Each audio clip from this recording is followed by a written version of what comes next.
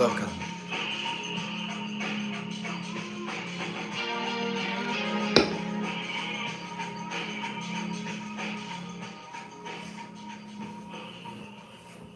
Feel the vibe and shit, don't you?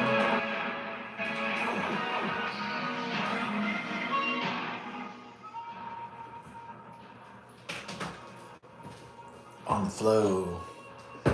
Yeah.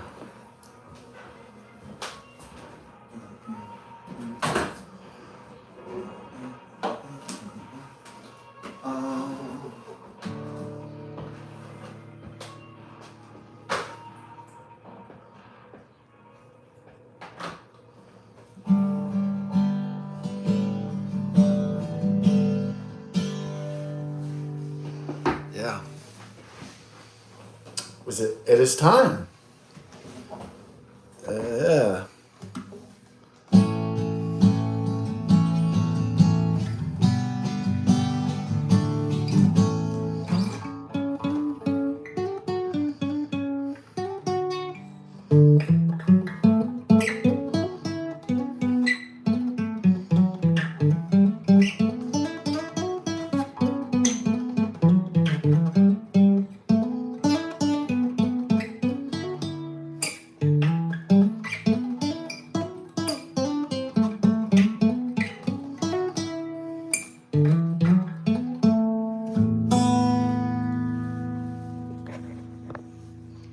Time for Count Sipula.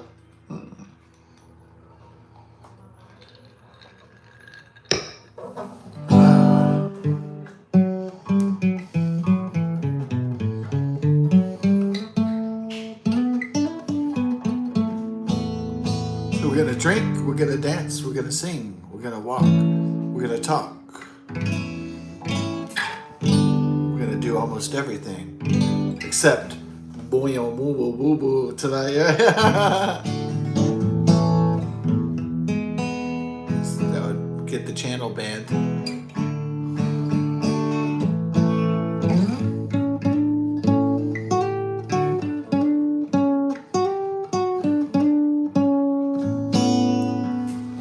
Yeah, do some kids.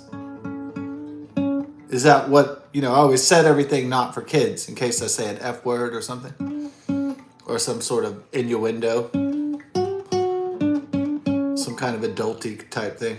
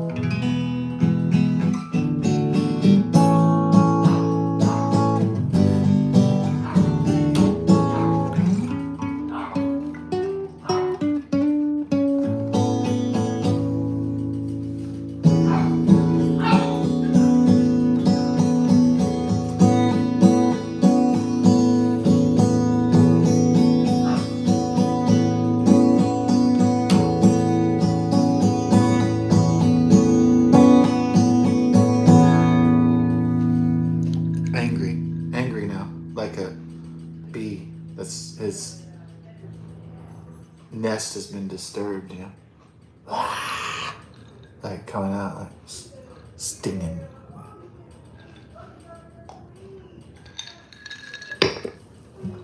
Stinging, attacking, assaulting. Now, when the wasps attack, they attack in coordinated pattern. So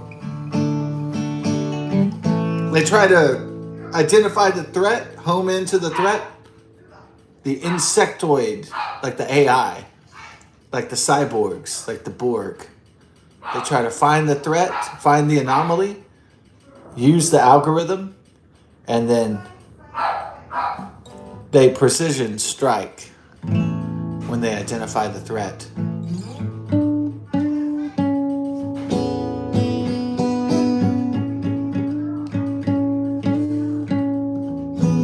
But I think the bees and the wasps and the hornets, I think they do have a problem, is that they can't really coordinate their strikes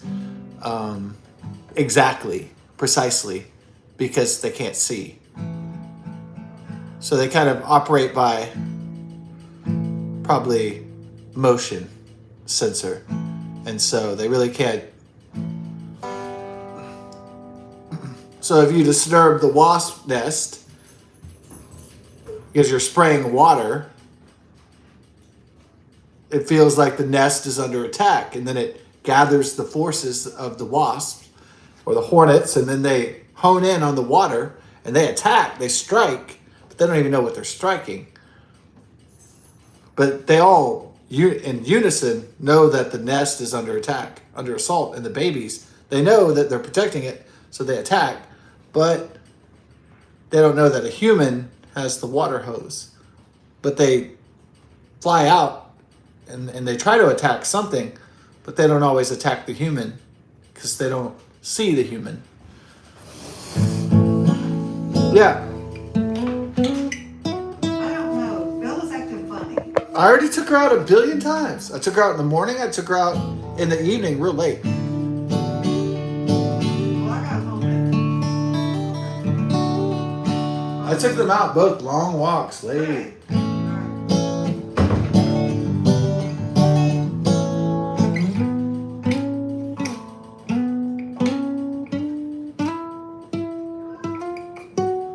Oh, is that the one I was looking for?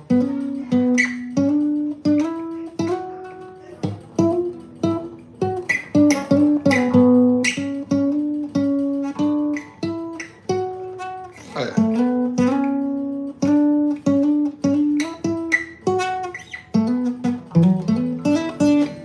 Yeah.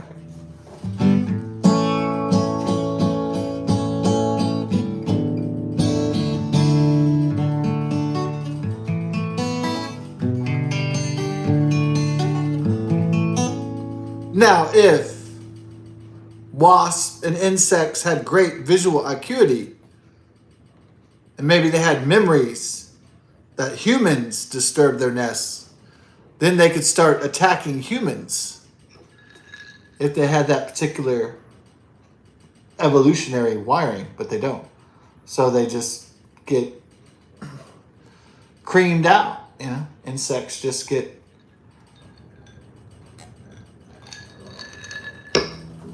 One day I was walking Bella out, and the ants, you know, they build the big mounds, and I stepped in the ant pile, but I didn't notice. So I was walking the dog and looking at the trees or the stars, the sun, the blue sky, the clouds, whatever. And I didn't notice that the ants were coming up my leg until I looked down at my shorts, and then I was like, oh, fuck.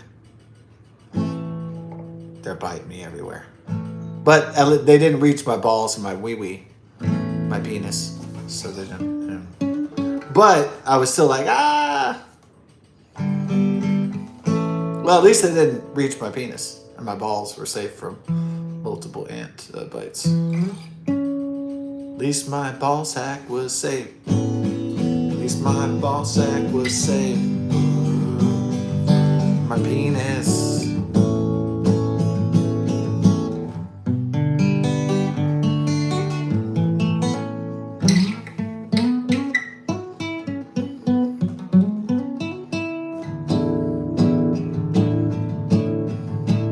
What serial killers have,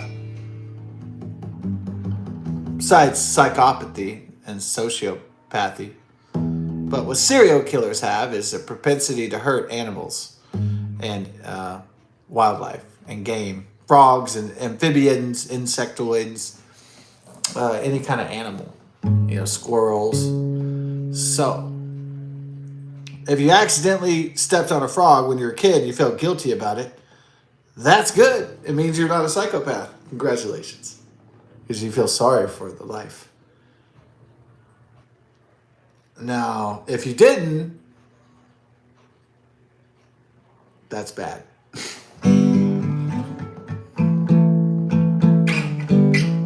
Every country boy, not just in Texas, but any country boy around the world faces the dilemma. Like, oh shit, I stepped on a frog. Or, oh shit, I hurt, I heard a dragonfly. Or something like that. And you're like, oh shit, does that mean I'm a monster? Because I killed something? Am I evil now?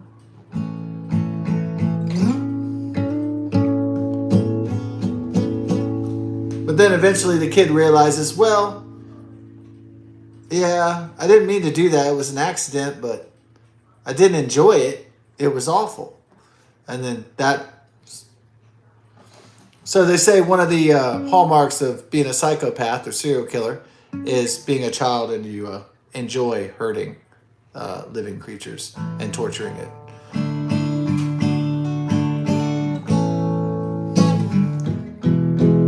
I think that's a pretty good indicator for psychopathy.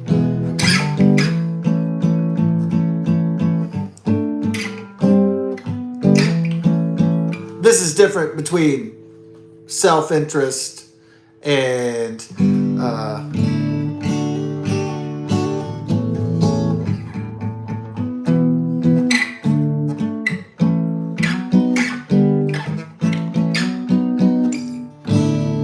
these are different things than blatant narcissistic self-interest and things of that nature. This is more serious, right? More serious psychologically, I'd say.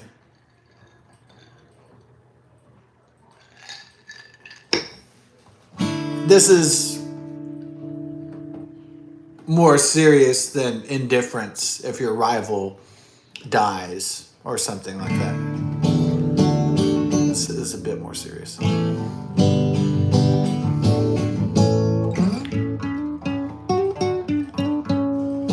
Which is like social media was an interesting experiment. I guess we were the guinea pigs of the CIA and Mark of the Beast Zuckerberg and Facebook meta platforms. But it was an interesting social experiment, wasn't it? Who has more? Who's happier? And you could see other people's meta Facebook before it was Meta, when it was just Facebook. And so you kind of felt like, well, this isn't exactly going the way I wanted it to, right? Like people are like, hey, I'm on Facebook. I should be really happy meeting all these people and sharing my personal life with all these coworkers and family members. This should be fun, right? This should be fun. Shouldn't it be fun? And it turns out it wasn't really all that fun. It was mostly shit. And so that was the social engineering experiment that was predicated on us from about 2004 to, continuing to this day. Really wasn't that cool, was it? Social comparison to other people, it really was a fucking disaster in so many ways.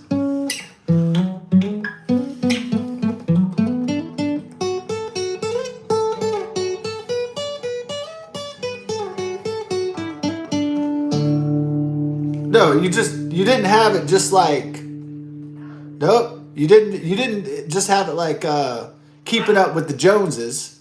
The guy's competing for a better car or a more beautiful woman than you across the street, or somebody's competing, have a bigger family or a better job or something next door.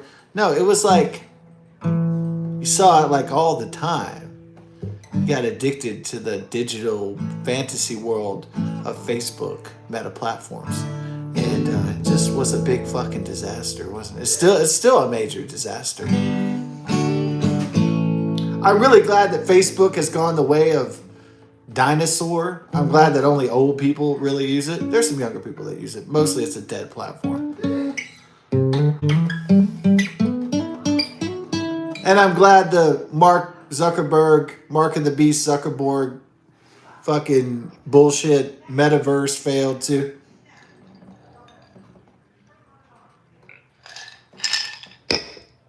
Fuck that shit too. Fuck all that shit. Was he a CIA operative?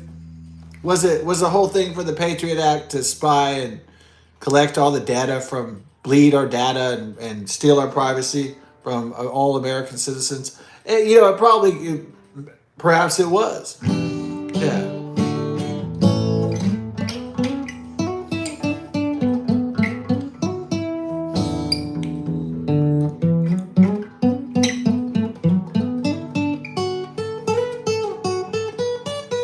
Who would ever trust a guy that looks like a fucking Harvard lizard with antisocial... Most of these guys have reptilian-looking faces. Their faces are white like death. And they got these big, beady fucking eyes. These beady-ass fucking crazy... You know, these psycho-looking eyes. And they're always skinny. None of these tech bros have man tits. They don't even have man anything. They don't even have beards. They don't have man balls. They don't have man tits. They don't have man anything. Are these people even fucking human? Are they aliens? Are they lizards? Solarians? I don't know, but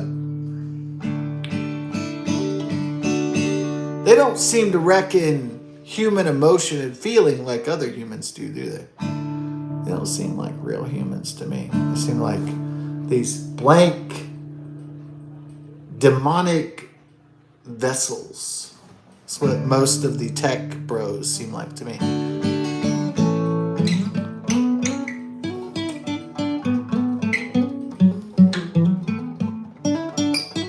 Is there one that doesn't seem like a demonic, satanic, Jeffrey Epstein, underage girl fucking... reptilian alien? Well, I guess it's Elon Musk, I guess. But even that trust fund baby is suspect to me at this point. But he seems the most regular, down to earth you could have a beer with kind of dude. You know, down to earth kind of guy, I guess. Well, he's a kind of go to Mars kind of guy, but he's kind of a down to earth, go to Mars kind of guy. Do you think if there's a human civilization on Mars, that they'll make a Mars bars? Is it inevitable that there'll be a Mars bar? Or will they say, oh no, don't do that, that's cheesy? Or will they just fucking do it anyway? That's the question. To Mars bars or to not Mars bars? As William Shakespeare once wrote.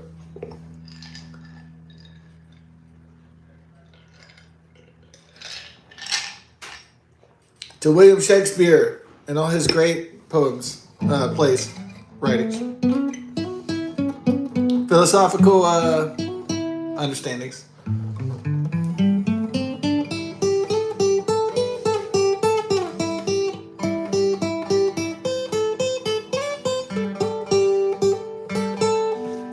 Yeah, it was fun. Yeah. Like in the 90s and the 2000s. Yeah, what was my favorite in the early 2000s? I love telling this story. I've told it a billion times before. I love when the bassist of an Austin band, I won't name the name of it, but it still might be too famous. I don't know if it's too famous, but... So I was kind of couch surfing, and I went to this guy's, Elijah, his... pad, because I was traveling with the band and couch surfing and shit, the early 2000s. And so I crashed at his place. He's like, you can only stay here a few days. And I'm like, yeah, I know. Yeah, all right, cool, man, thanks. And so so I'm laying on the ground and he's on his, like, Austin, Texas, he's on his bed and everything. And he's like, dude, man, I really like this blonde girl, man. Shelly, right? I'm like, oh, I was like 22 and he was like 28 or something. So I was like, well, maybe this guy knows about chicks or something. I'll listen to this guy's bullshit. Yeah, because all these guys, like when I was 22 or something, everybody wanted to tell me like the 40-year-old virgin about chicks, about girls and shit. So everybody was an expert on girls, even though they didn't know shit. But like 40-year-old virgin. When like the 40-year-old virgin is like trying to get hooked up with a woman, and then all these younger guys are coming up and they're just talking. They don't know shit about how to get a woman, and they're just trying to give them advice. Just like not fucking working. That's what it sounds like a lot of times. Just fucking nonsense.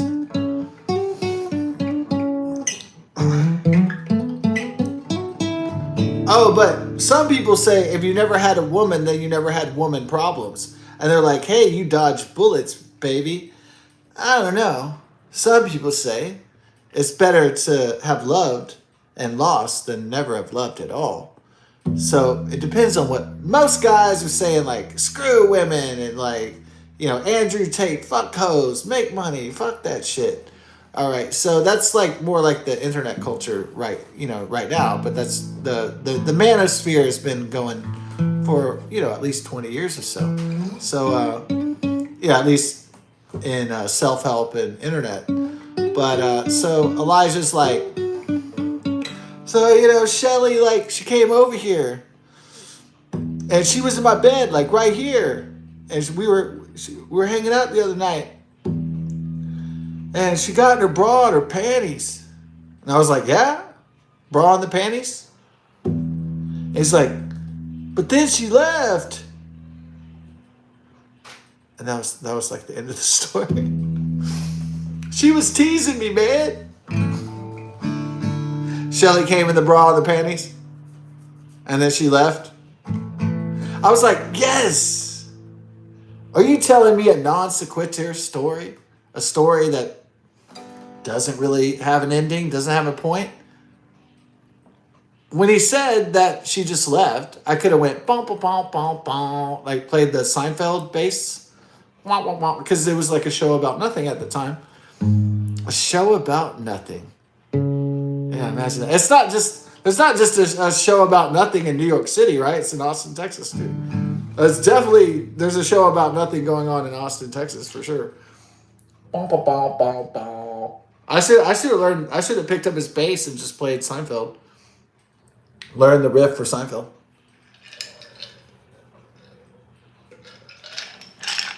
I love that story because the story is supposed to have a beginning, a setup, a middle, medius, res, and it's supposed to have a conclusion.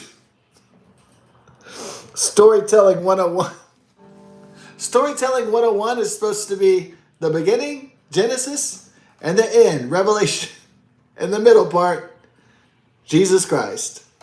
Okay? The New Testament. So sweet. Beginning, middle, and end. It is never supposed to be non sequitur. Nonsense. It does not follow.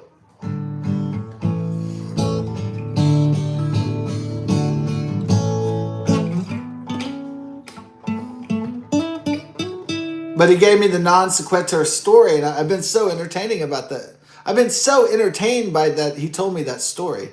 Like, man, there's this chick Shelly, man. We've been hanging out. Yeah. I've been hoping maybe get a little kissy. Maybe we'll have some intimate contacts. Maybe a little sex. Maybe a little sex or something.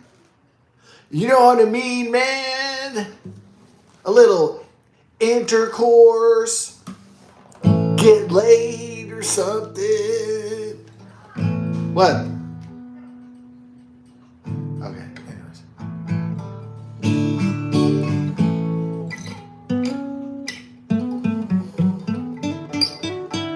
So then, he's like, and then she came in my bed, we started making out.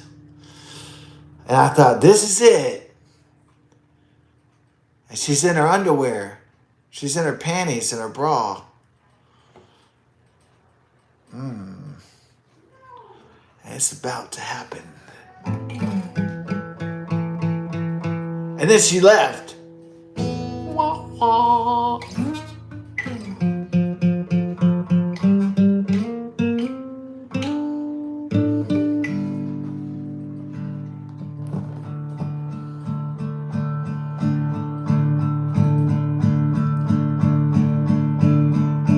Did Elijah finally get pussy? I don't know. Probably, maybe. If he had a good job or something. 21st century women. They demand money, guys. Women want money.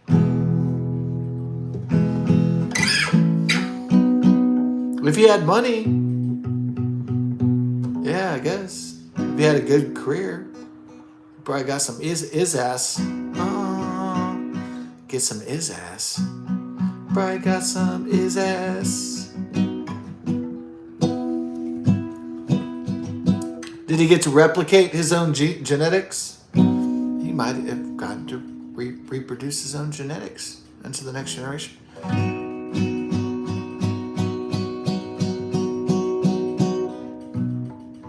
But if he had children, that means he had to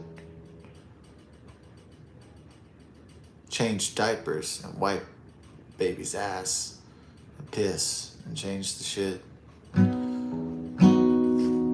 But eventually it's not like a dog that doesn't ever learn to change his shit or his piss. You're just cleaning it up for 20 years. A human can learn to clean its own ass and its own pee-pee. Is that the case for babies? Hey, so a dog or an animal just shits and pisses. You have a baby, it shits and pisses, and you got to clean it up for a while, and then after that, then it can be trained to clean up its own pee-pee and poo-poo. Is that the case for having children? Not very strong one, but it's there. So somewhere I found a case for children, a case for reproduction and replication of humanity instead of robots and AI. Okay, there you go. Boom.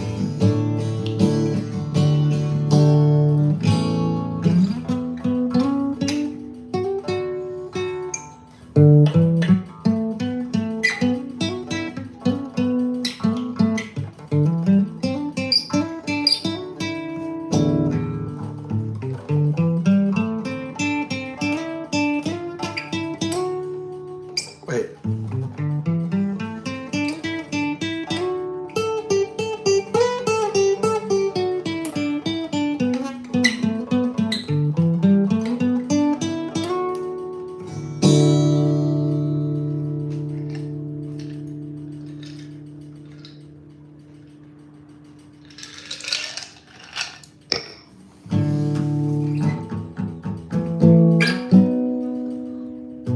Is there a case for the continuation of the human race? Oh man, that was rough.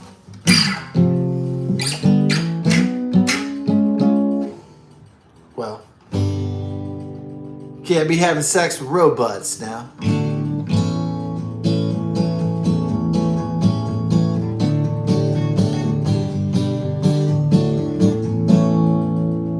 No, if you have sex with a robot, that's an industrial coochie coo. All right, that'll probably break your dick off. You know what that? It would be like, ah. It's like, oh shit, the machine malfunctioned. My dick. Ah. At least a female's dick or butthole can't cut off your wiener. You know what I mean? So that's just the reality of it. Usually, was there a woman who her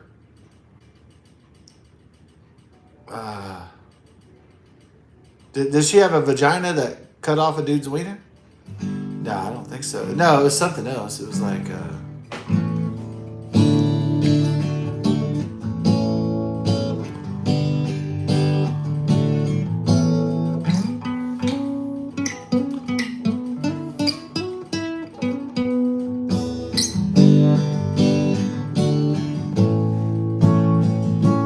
but a mechanical punani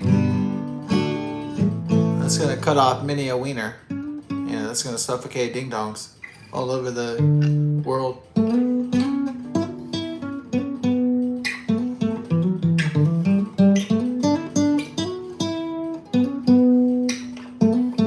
Yeah, somebody's gonna say, well, if you have sex with a robot, then you can't get an STD. Yeah, but you can still have your wiener though. It doesn't chomp off your wiener, so. Quid pro quo, this for that.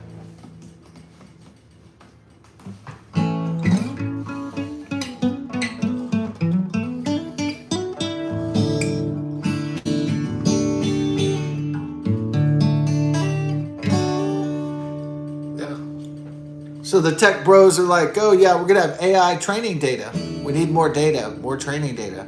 It needs to get smarter, faster, better, stronger, faster, better, more productive. Stronger, faster, better, more productive. But so the humans won't get smarter, faster, more productive? Just the computers and the AI and the robots will? Big download on that. They're always like, so who's the training model for the beast system of Satan? Oh, it's us. Oh, wow. Yeah. So who's training the AI? All of us, collectively, who use it.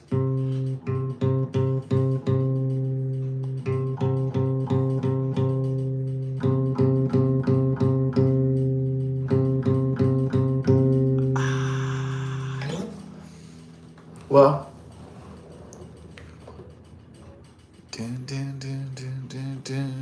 that did sound really stark, huh?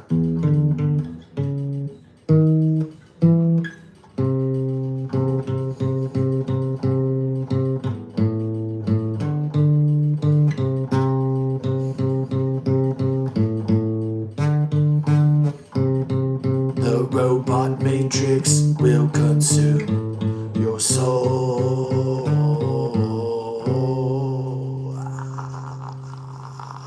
Lucifer begins.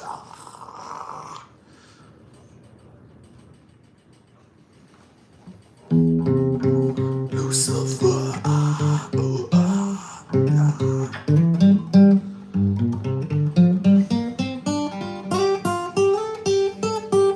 Consume their souls.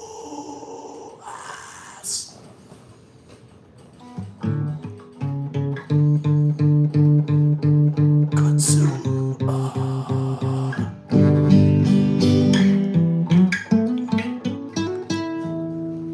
So who's gonna train the data models, right? The users. Feed the programs. Like Tron. Yeah. Like the Matrix. And will the robots just turn us into batteries?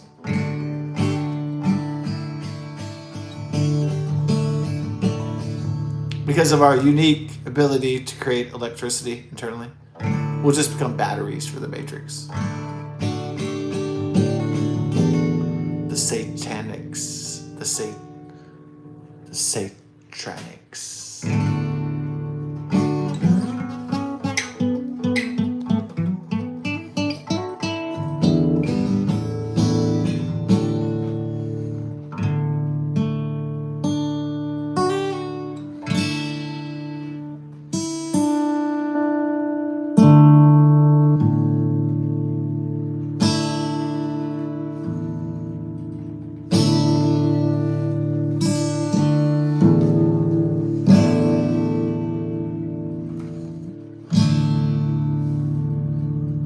Is anybody stoned?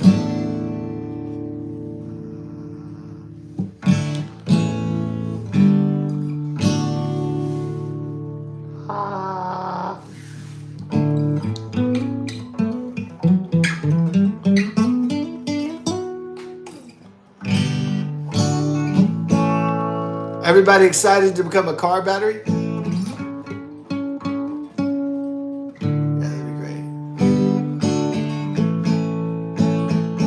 For the Matrix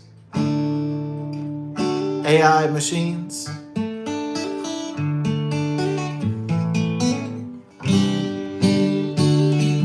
As long as I'm slave number 69, ha ha ha.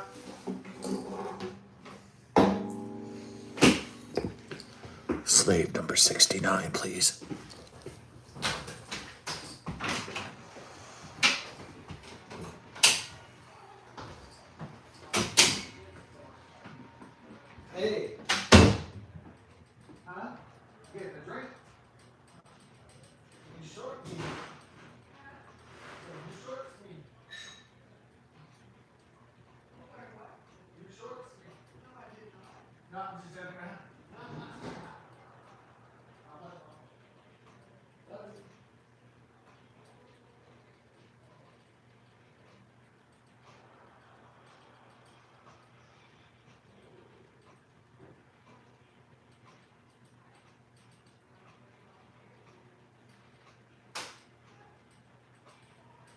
Oh, you got the big ones tonight? The big sharks? Yeah. Okay. Love you, thank you. Oh, okay. Oh, before you brought it up. No, I understand. Okay, love you. That's mom. Whoa.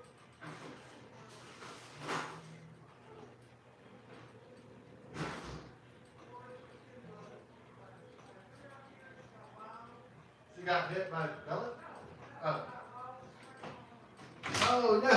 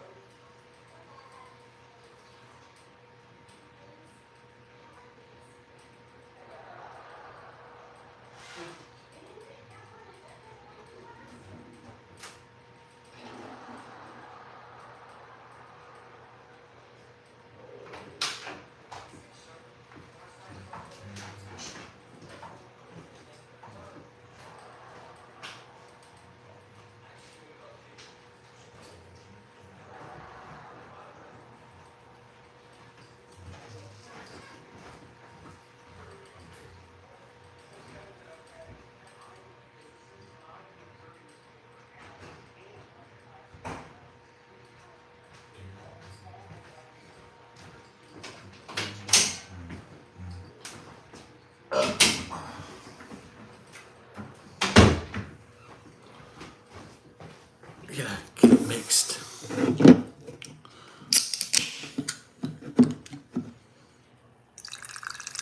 Fizzler. And the Fizzler. Up in the Hizzler.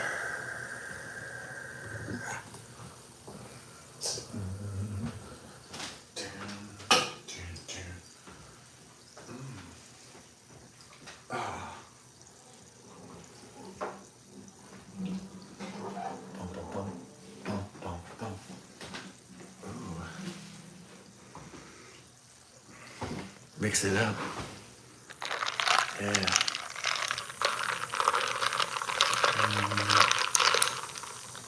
Oh yeah. Mix delicious.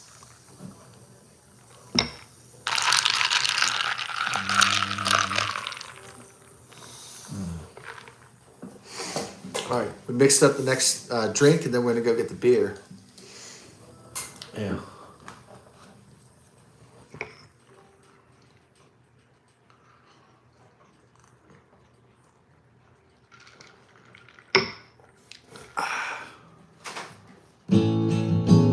Ice cold tea, ice cold beer, ice cold tea, ice cold beer, ice cold tea, ice cold beer, ice cold tea, ice cold beer, ice cold.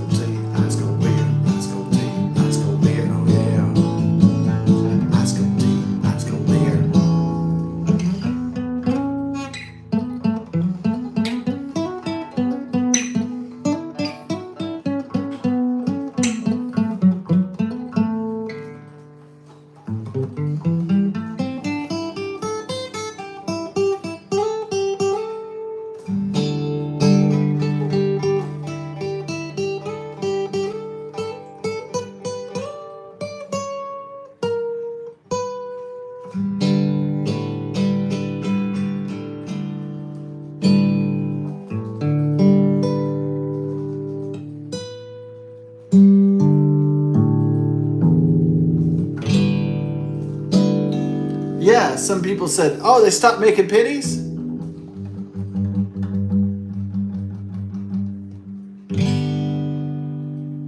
Yeah, they stopped making pennies.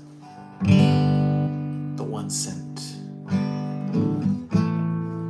The Abraham Lincolns.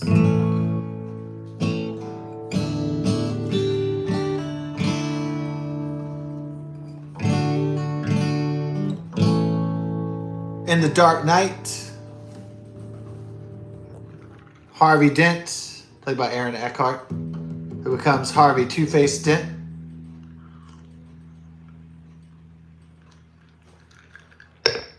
Because he was maimed and scarred by the Joker.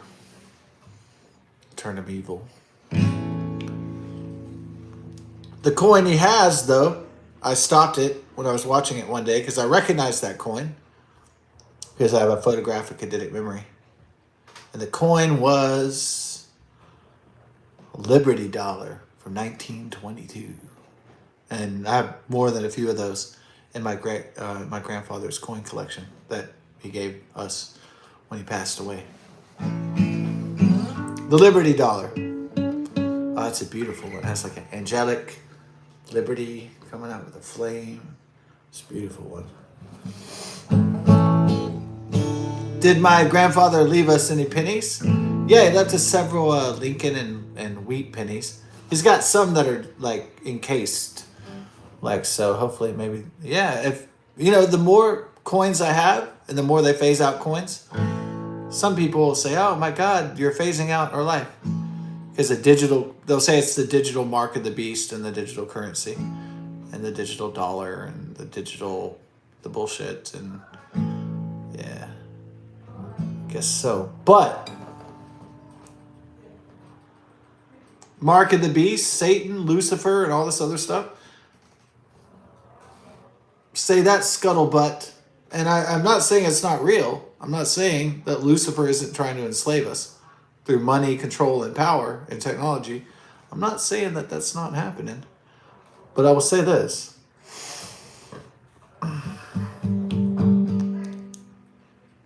If there's no more coins and you have coins and silver and gold, the value of that shit's going to skyrocket. Because it'll become rare. That's all I'm saying. It's very simple. So, on a down-to-earth level, not thinking about celestial, not thinking about biblical, religious importance.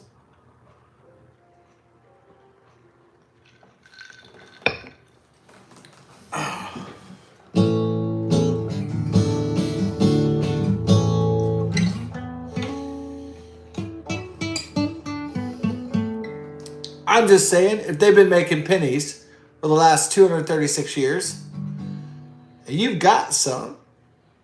And it may not land you a fortune. But if you have the right pennies, the right coinage, the right generation, maybe.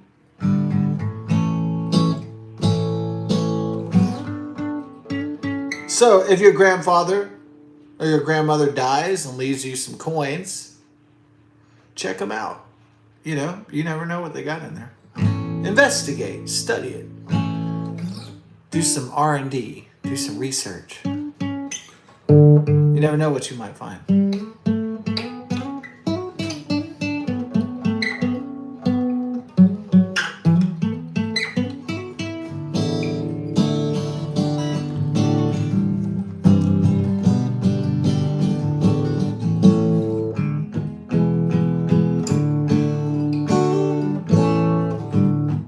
I mean, I like transacting with cash because you can feel like you have something. Yeah. If you have coins and you have cash, you feel like I have some value.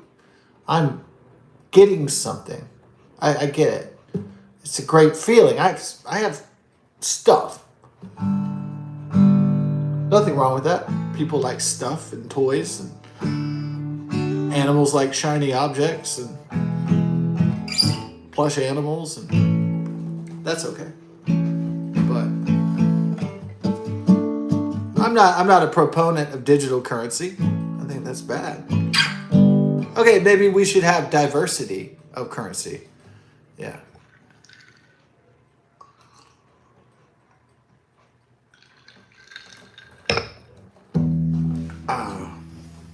So Glenn Beck would say we need more decentralization of our power grid, not a unification. Now, I know a lot of proponents never went through the horror of what us Texans went through in 2021, which was called Winter Storm Uri, I believe. That's when the Texas power grid failed because of, a lot of people say it's Biden, Harris, Democrat, Green policies, and the solar panels and the wind turbines, the Chinese energy global warming scam, all that shit, all the green energy bullshit failed, and that's what killed all the people in Texas and cost us all those days and days of being without the Texas power grid, the ERCOT power grid. So there's 3 power grids in the United States: Western, ERCOT, which is just Texas, basically, and then there's East Coast. 3 power grids. That's it. So, East, Central, mostly Texas, and then West. All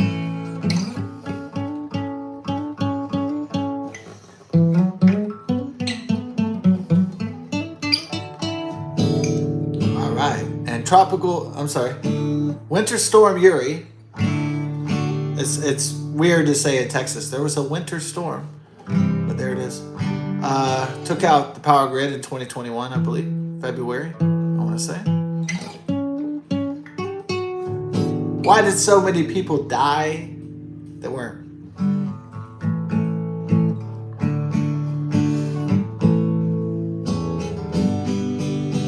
Because they tried to light up shit, set their ass on fire, and because they were stupid. They didn't understand science. Yeah. They didn't even have any like basic rudimentary understanding of science. It was just like, hey, the power grid's out. Oh, there's a snowstorm. Hey, it's fucking freezing. We're gonna die. We need some heat, right? So they like set fires inside their house, basically. And then they're inhaling the carbon monoxide and the fucking stupid shit like that.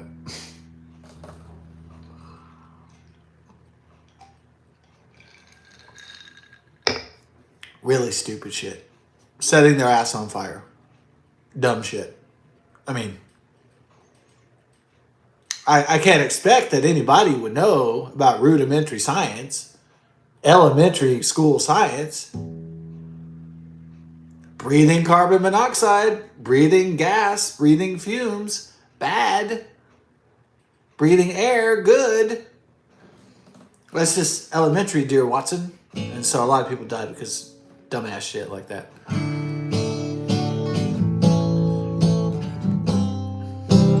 You can say it's the green energy scam from China and Biden and the Democrats. Sure, you can blame them too. Sure, that's fair game. But on an individual level, that's the individual responsibility level. If you don't understand science, it's going to be a problem in a crisis.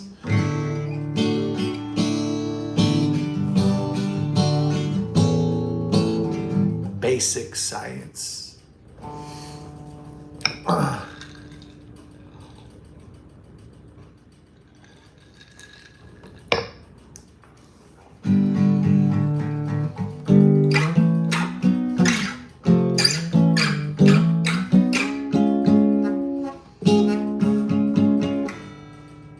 It was only through my genetically engineered intelligence which allowed us to survive.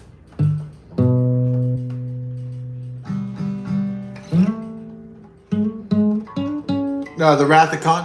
When Ricardo Montalban, he's like, it was only my genetically superior intelligence which allowed us to survive. Buried alive. Was that a great performance by the Mexican-American Ricardo Montalban? Yeah. A lot of people think Mexicans, they think little short dudes who get their butts kicked and they're real scrappy. They're real, but most think, but that guy was fucking tall, right? I mean, they got some tall Mexicans, obviously. Some tall Spaniards, too. Yeah, of course. That guy was a big motherfucker. Or at least he looked big. He looked larger than life on screen. He didn't look like a short fucking dude. He looked like a big ass dude. So maybe it's a myth that all Mexicans are short, like they're orcs, like they're hobbits or something. Yeah, I guess that's stereotype. Right?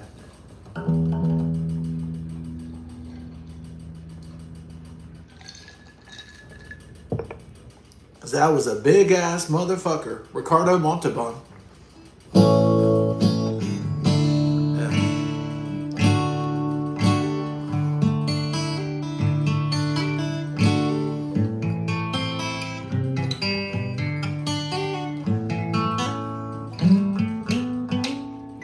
Now, don't be looking for many Mexican, you'll find a lot of Mexican soccer players, but don't look for many NBA hoopsters. That's still the white and the Africans for the most part, isn't it? Or, the occasional Chinese. Occasionally the Chinese people spawn a Yao Ming every once in a while, huh? They spawn a guy who's 7'8". And there's a lot of guys from Nigeria. Those are some big motherfuckers like Akeem Olajuwon and stuff. Yeah, those 8 foot tall.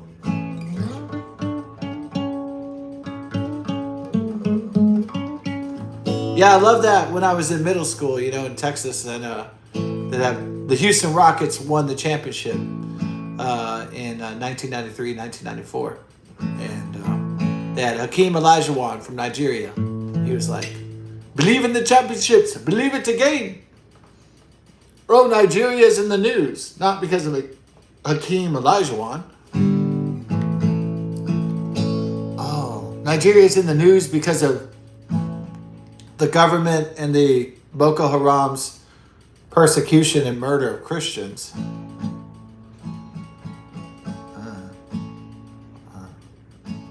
So which war starts first, Venezuela or Nigeria? Well, do you even have to have a war these days with troops and boots on the ground? Or can you just bomb the shit out of people? Yeah, I guess that's the question. I thought you could just have these hypersonic precision missiles and just blow the shit out of people. I guess if they start hiding, then you need to send in the troops, right? I guess if they start doing Vietnam type shit and go into the jungles, I guess then you need to send in the troops, huh? When they start going into the jungles and doing the guerrilla shit. Yeah. Maybe it's not that easy. Well, you could have spy drones too, right? Spy reconnaissance drones. I mean, there's all kinds of possibilities with technology and warfare these days that you didn't really have back in the day. Well, I guess we have all these wars, you can test all those new toys out. All those new technological toys.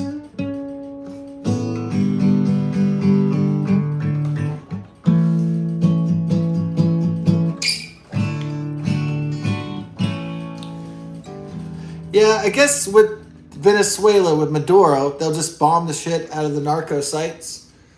And then they'll just bomb the shit out of Nicolas Maduro's palace and destroy his army. And then I guess the mop-up crew will come in and secure Venezuela for the opposition party, the Venezuelans that were exiled, for wanting democracy or something, or free and fair elections or some bullshit like that. That didn't want to live under a dictatorship.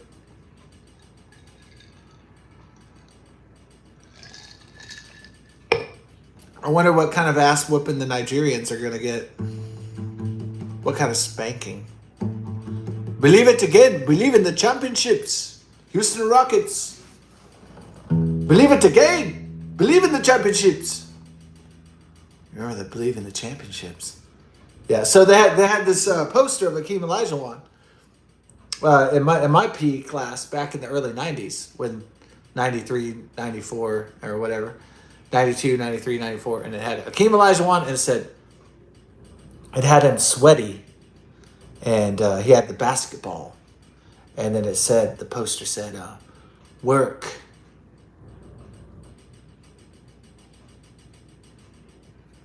It said work. Rinse, shower, repeat. No, wait. No, it said work, shower, rinse, repeat. Oh, okay. So that was the message to the kids. Work, work, work, you work. Get your ass to work. Our coach was Coach Campos. And Coach Campos was back in those days, a lot of men became the meatheads because they thought that was the coolest thing. Because I think they were like, they were trying to, because they were watching Sylvester Stallone and like Arnold Schwarzenegger movies in the 1980s and 1990s and Dolph Lundgren and shit. And, Hulk Hogan's and those guys. So that's why, man, back in those days, like Carl Weathers and like Predator and shit, like my black coach from Dayton, Texas, that guy was like fucking ripped. That dude was like a super soldier. Like these guys were fucking jacked. Okay, like scary jacked. Like I'm not saying they were doing steroids, but these guys were in the gym all the time. These guys had muscle upon muscle. No, it wasn't like, yeah, you could have fat ass coaches too. It didn't matter as long as the coach was only good if he could yell at the boys and just yell at people to do shit. He didn't have to look like fucking Hulk Hogan or fucking Sylvester or Rambo or whatever. But a lot of guys, they went, to Arnold Schwarzenegger and they looked at that archetype like, oh, that's how to be a man. Like you got to be, like fucking He-Man. And you got to have all these muscles and you got to have all this. You got to be cut. You got to be working hard in the gym and stuff. A lot of the guys, that's the way a lot of my coaches looked back in the day. There was not really very many fat coaches or like obese coaches. That only happened every once in a while. Yeah. Most of those guys were fucking jacked. And so Coach Campos was jacked. I guess Coach Campos was like, he had a Jerry Cole, like a mullet. Imagine Jerry Seinfeld. Imagine Coach Campos was like Jerry Seinfeld with the mullet. He had the face of like Jerry Seinfeld, except he was ripped. So it was like a weird combination in the 90s. Like have a guy who looks like Jerry Seinfeld, but he's like a bodybuilder at the same time. He's a bodybuilder coach. That was very strange, but... So I fart in the 7th grade class. I fart. And I'm like... And we're all lining up in the PE class, 6th or 7th grade or whatever. I think it was 7th grade. And then Coach Campos is like, so I farted. I'm like, okay, this is in the roll call. And Coach Campos, he's like, and all the kids go, ah, because I just ripped some ass in there. I just farted in the fucking PE class. Well, whatever, man. I mean, like, the fucking PE class smells like fucking dude's balls anyway, dude. It already smells like penis in there. It smells like fucking ball sacks in there, dude. What? Somebody farts in the fucking men's fucking PE. I mean, it smells like fucking balls. It smells like shrivelly, moldy balls in there. Fucking anyway, dude. It smells like asshole in there. Might as well freshen it up with some fucking fart. This is fucking nasty in there. It smells like fucking, dude, middle school pubescent ball sacks in there. Smells like shit. So, it smells like urine and shit and poop.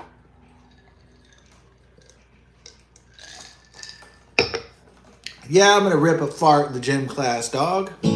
So then, obviously, so all the boys start going, ah, ha, ha, ha, ah, when they hear the fart, because the fart's like, it's like, and then Coach Campos like, that's not funny, shut up. A fart is a bodily function. He was trying to be a fart defender. He tried to defend my fart. He goes, shut up. A fart's a bodily function, class.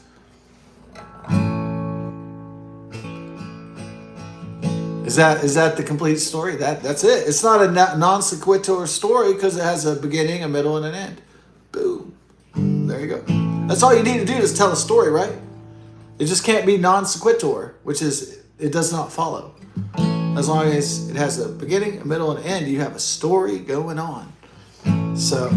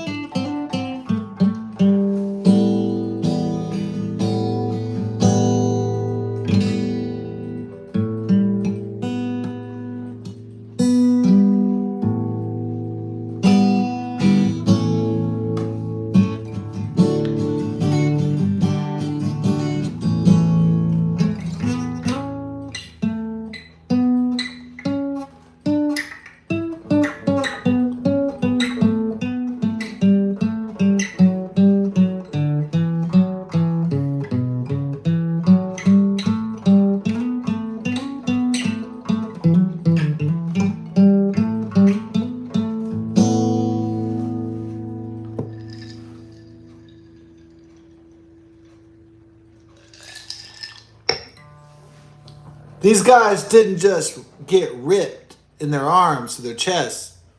These guys got ripped in their legs. They were fucking like He-Man action figures. They were like fucking, like, when they'd walk out, like these coaches, they'd be fucking so ripped, all their muscles. See their leg muscles, you see the definition. And that shit, you see it in the shit, all the muscles would be fucking ripped and fucking jacked and like defined and shit. Fucking beast mode, fucking raw dog and shit. Shit was awesome. Back in the day, I don't know.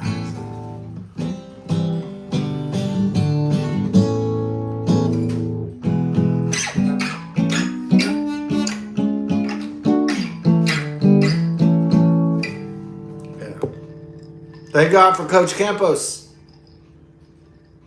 and that black dude from 3rd grade.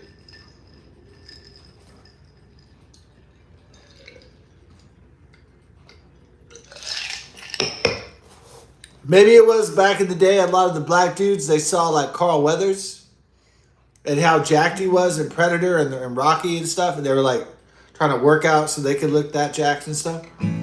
So they could like kind of, you know, outdo Action Jackson. And I feel that.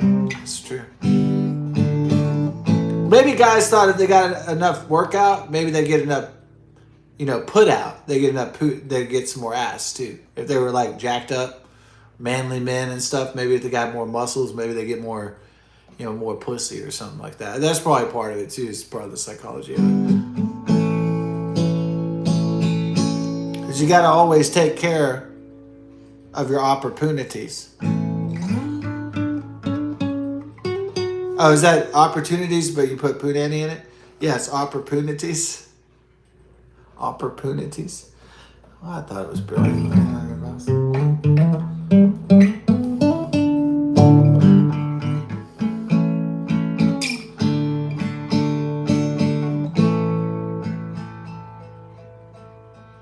No, actually the way I see the world is like this. It's in a nutshell. Right now, 2025, almost 2026. Here's how I see the world.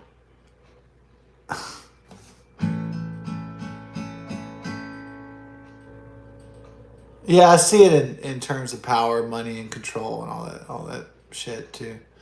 But I see it in a different way. I see it in terms of freedom or slavery, and I see it in another term between evil and good. What side will people choose, ultimately speaking? So I look at it, it's either this or that, like a light switch. It's either on or off. There is no in between. So electricity flows or it doesn't. There's life or there's death. This or that. Quid pro quo. So, left brain, right brain.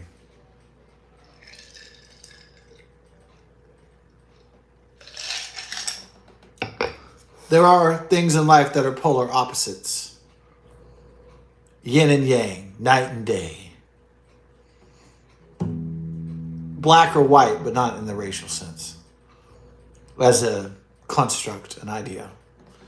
So, there's not really a gray area, a middle, a center anymore. You know, I thought the best way to see the world is people who want liberty and freedom and privacy and justice. People who want not safety and security and obtaining neither. Not safety and security at the expense of liberty, but the idea that liberty is not so safe. The idea that liberty is free, and that means that it's not always a safe bet. And then there's people who want evil, and Mao Zedong, communist Chinese communism, from the old Soviet Union, and they want socialism and communism to rule the earth. Like the socialist Nazis or the socialist Bolsheviks, socialist Soviets. Because, the Nazis were called the National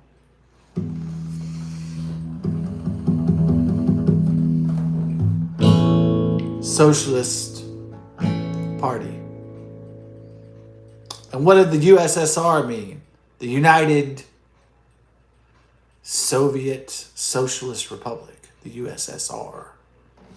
So, Mao Zedong, political power flows from the barrel of a gun. The founder of the Chinese Communist Party, the CCP, and the People's Republic of China.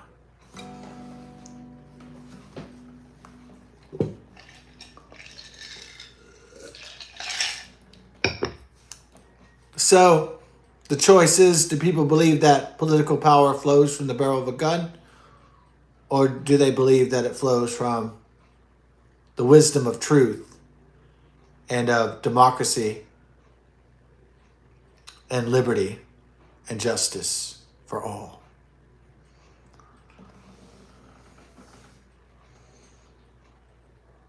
So that's the choice the world has to make very soon. Everybody has to make that choice. There's not a compromise in between. Good or evil. That's it. That's the only choice people have now. Good or evil. Satan or God. You don't have there's no middle. There's no intermediary. It's only just this or that.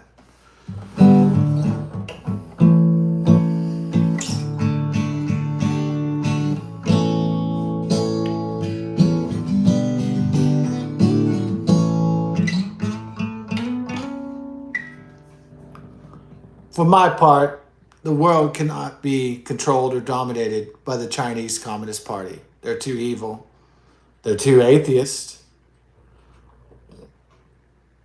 They're too morally compromised to be our masters or masters of the world.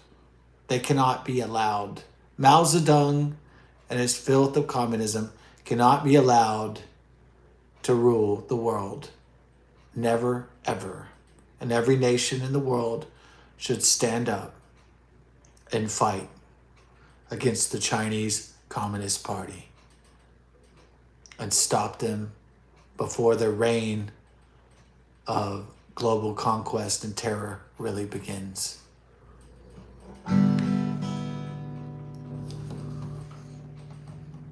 If we don't stop them now, then nobody will.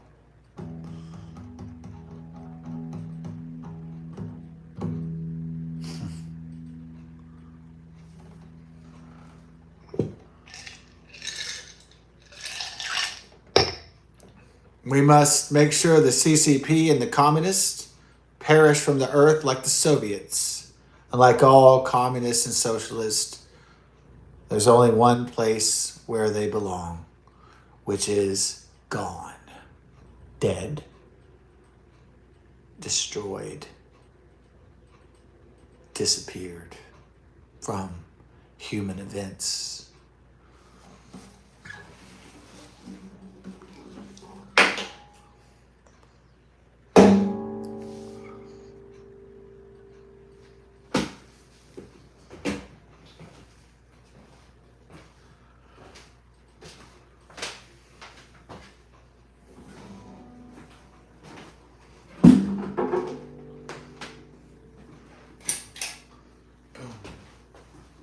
Let's hit the road, Jack. But we'll come back.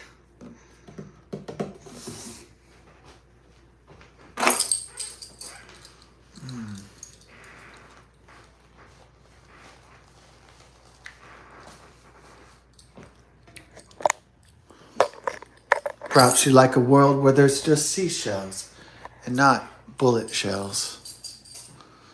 That'd be nice. But Mao Zedong did say political power flows from the barrel of a gun. So it looks like we have to arm ourselves and get ready to fight Mao Zedong and his minions.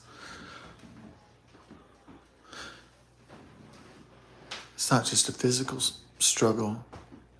This is a struggle of ideas, not just power.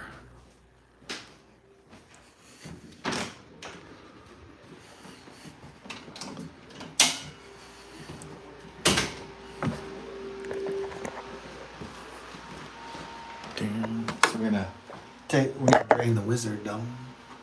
That's no action.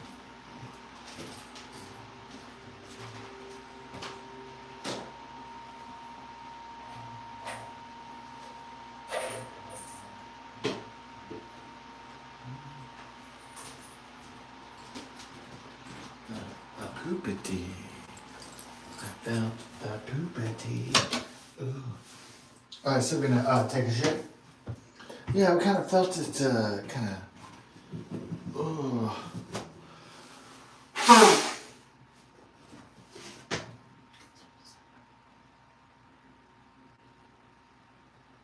Yeah, some people are saying they're not willing to die for anything. Because why? Why would you die for an idea? Well, I'm sure that's what the enemies of Western civilization in America are counting on. That people will not die for ideas. That they won't die for their country or for their people. That's probably what they're counting on, right?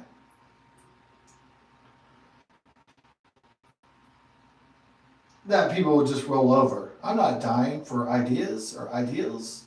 I'm not dying for freedom. I'm not dying for liberty. I'm just gonna do whatever's the easiest. That's probably what enemies of America are counting on, that people will trade convenience for liberty.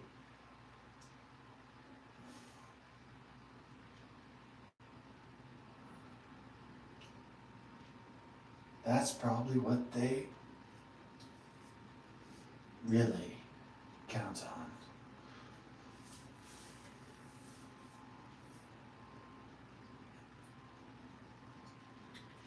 Oh! Should we just take a shit?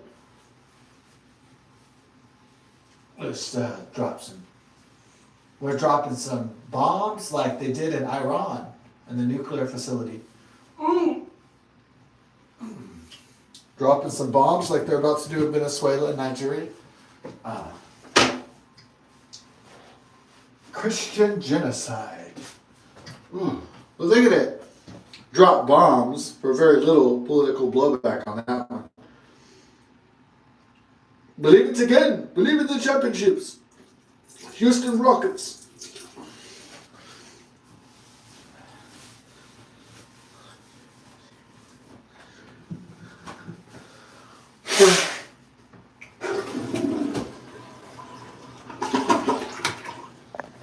Now, the credo of the United States of America for the last almost 250 years has been e pluribus unum, out of many, one.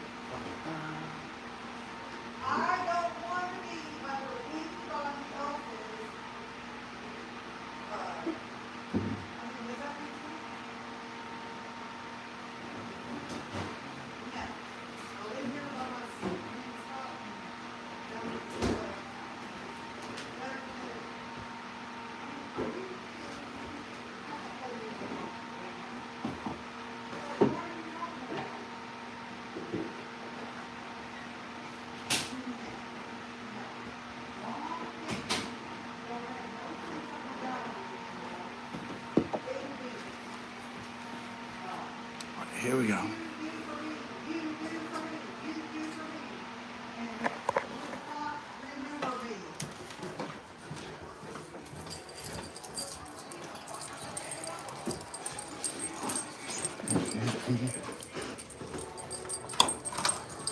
And you don't give it.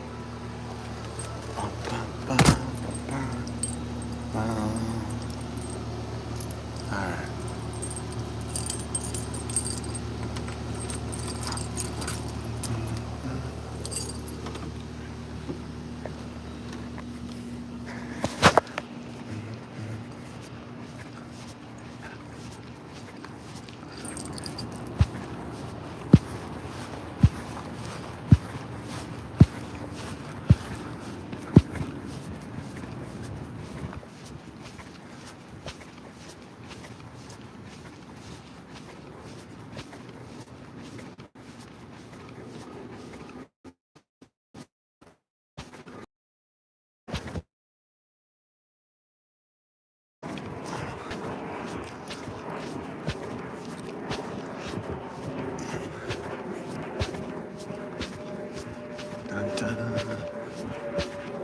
I don't know who mom's talking to. It could be my stepdad, but see, my stepdad, his mother died, left him $80,000 during the Great Recession, and he blew it all and lost his business by the time the Biden-Harris administration took over. So it's basically a vanity project.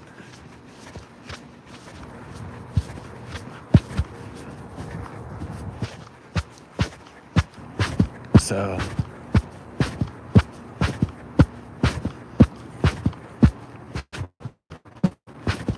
last year about this time, we got into a fight. He got physical. He brought out a knife. He stabbed me 3 times.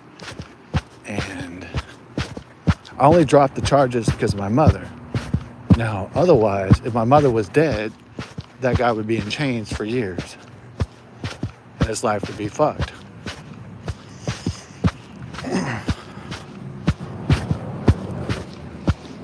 I knew I should have nailed him while I had the chance.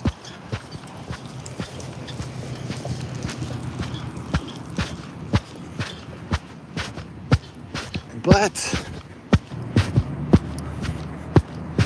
I thought, well, if that's going to cause my mother grief, then don't put him in chains for 2 years and nail him to the cross, like as I should have. So, but the only caveat to that is that he doesn't try to take our place or try to fuck with our lives. And that was going to be the straw. So if he crossed that line, basically it's because, all right, he's old and nobody likes him. He's an old crusty accountant. Nobody likes his ass. He's boring as shit. The thing is that, like, nobody likes his ass. And number 2, he knows that his mother has Alzheimer's. So he wants somebody to wipe his ass while he gets Alzheimer's. And so, like, but I'm like, no. You have Alzheimer's that runs in your family's genes. It's not my fucking problem that you can't remember shit. Basically, he wants some people to take care of him as he obviously is going to decline into Alzheimer's. And I'm like, no.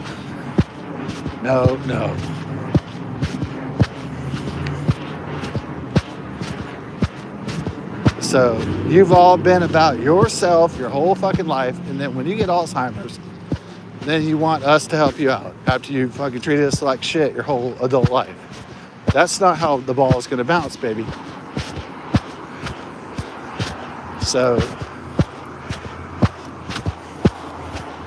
I should have just locked him up in chains and did full prosecution. This guy wouldn't become a nuisance in my life anymore.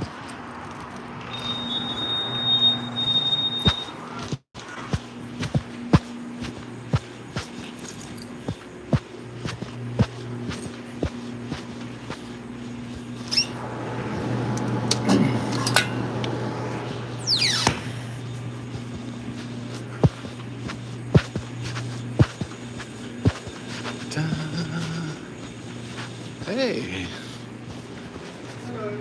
Hey, how's it going? Oh.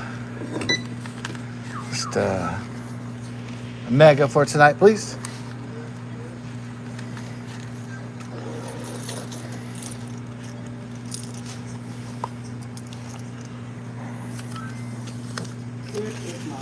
Okay.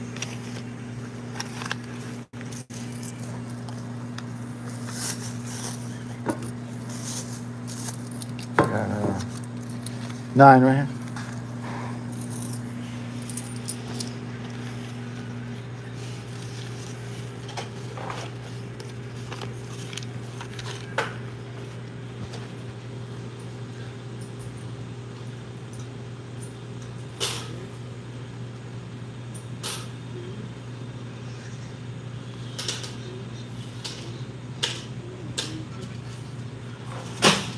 Oh, thank you, sir. Have a great night, sir.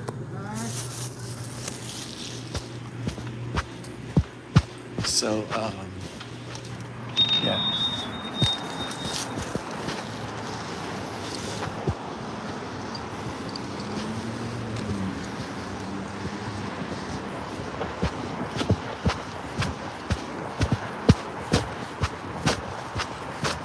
So, the only reason I let my stepfather avoid jail time is because he didn't permanently injure any of my internal organs.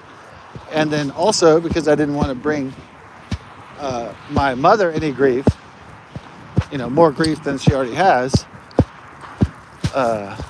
So at the stepfather's business going under, he could have invested that money. He could have worked for somebody else.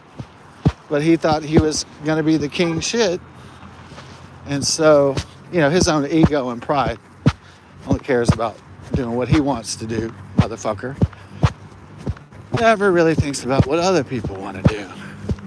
So, or what their dreams are, or what their ideas are. Only thinks about his own goddamn self. And so, if this man provides to be a nuisance for his entire life, I know that he'll degenerate into Alzheimer's. And eventually he'll decay to the point where he won't be a nuisance anymore, like Joe Biden. And he'll just get cancer and Alzheimer's and just fade away. And he won't be a nuisance anymore because he'll be gone.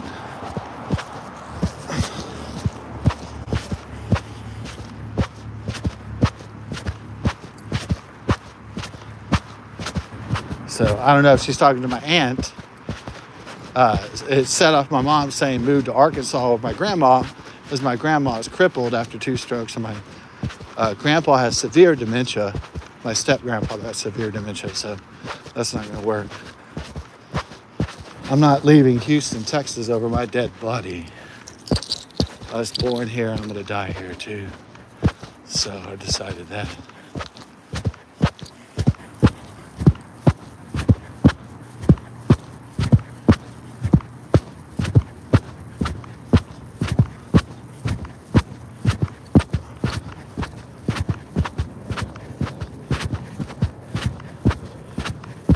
Yeah. There's no way we're moving back to Arkansas.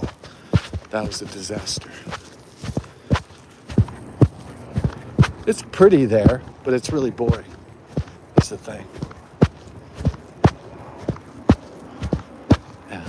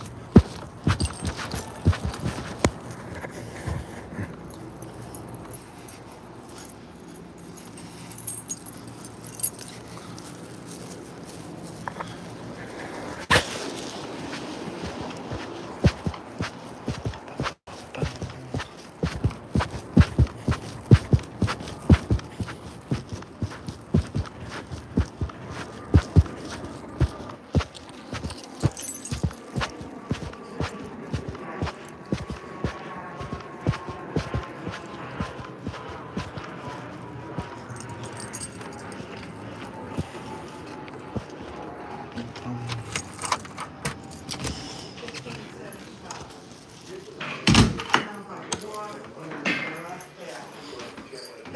could work 6 fucking days a week, 70 hours a week, and be okay? I think it's the bitchy ass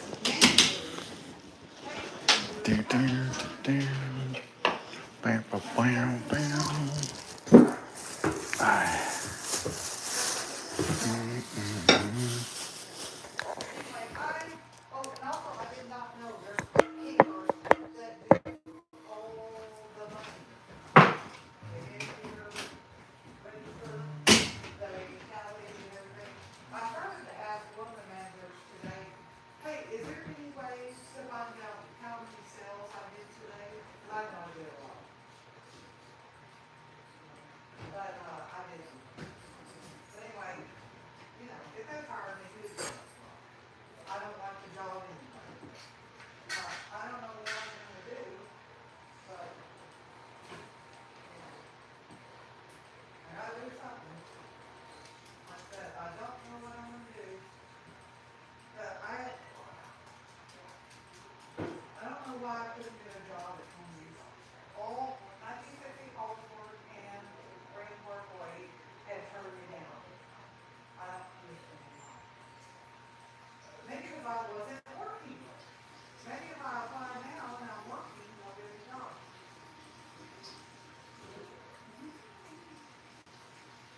But, I don't know what to do.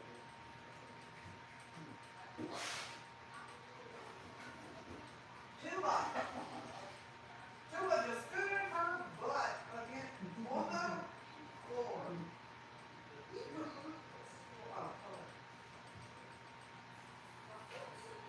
Oh, oh, oh, she's licking, he's licking their thumbs. Oh, Tallulah. Oh, oh. Oh, Tula. Oh, my. She's such a. No, she is. Ooh. I don't know if she's going in to get in, but she's coming. Mine's Scott's legs. Hey. Two lady. I love you, two lady. Oh, two. Hey. Hey, Scott. It's Hey. Hey, Julie. Hello. Hey, how's it going? Oh, it's good. Yeah. All right, two lady. Hey, it's great to hear from you. Yeah. Oh, my goodness. Tula. Hey, two lady, I love you too, honey, man. Oh, you want to hug me? Well, Okay, I you thought got they it. were coming, for your birthday, February.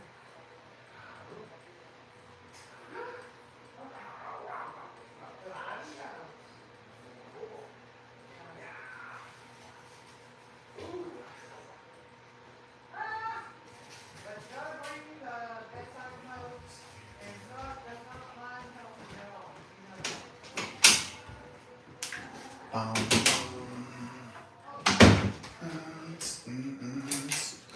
Ready for the beer. Yeah.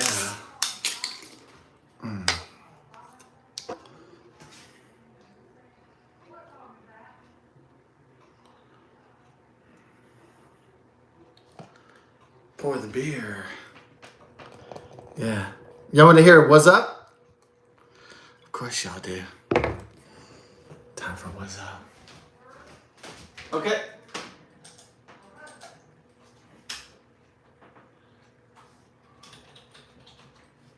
Boopy yo, dome. Everybody in the house tonight. What's up? What's up? Ready for the vibe? Yeah. He almost hit 1 million. He might have hit it. Yeah. Maybe a little bit too eccentric this time. Drunken sailor, what shall we do? The drunken sailor, early in the morn. Fifth grade music class, 1990. The sea shanties. Early in the morning. If he's sober, put him in the longboat till he's sober. Put him in the longboat till he's sober. Early in the morning.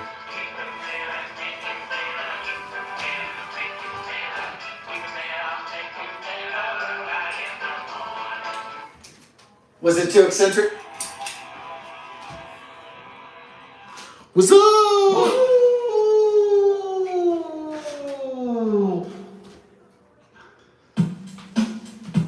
Kicking the beat, dog. What's up, everybody in the house tonight? What's up? What's up?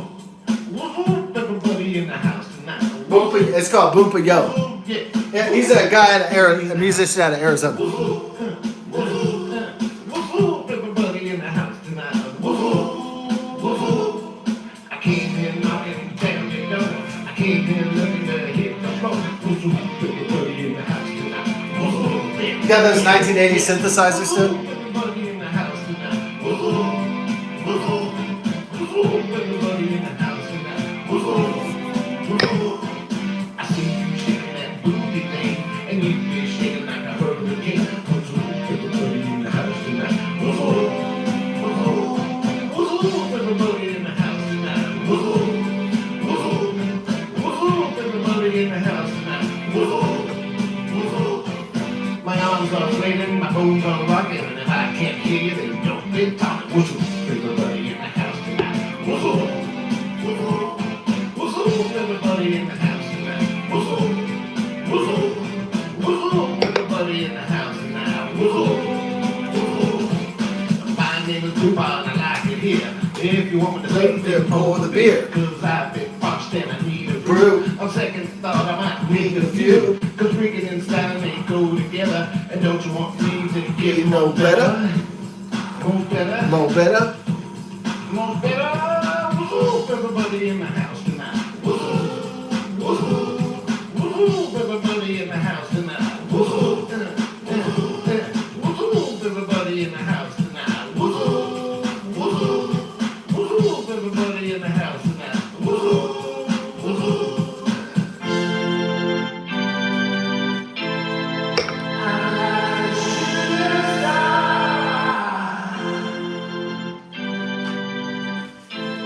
I think he lives in Arizona. I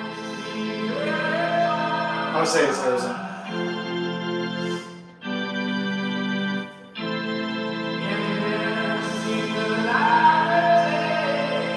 Arizona, but he goes to the beach in California. That makes sense. Because there's no oceanfront property in Arizona. Yeah.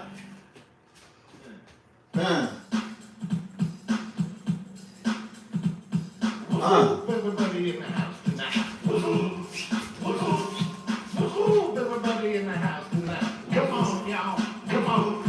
What's up, everybody in the house A tonight? payphone? What the heck? Well, it was 9 years ago, so. What's up, everybody in the house tonight? What's up?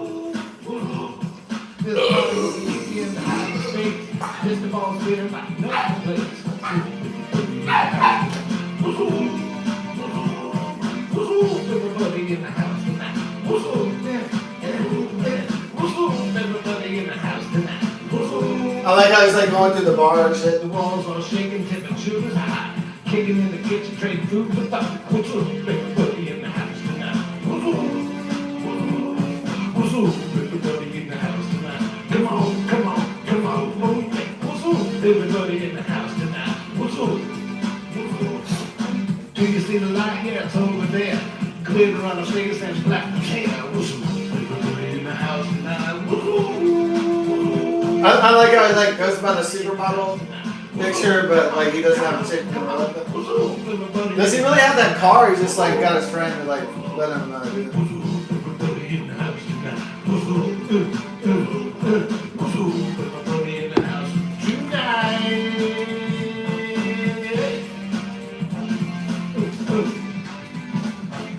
That's dope, Don. Yeah, what's up?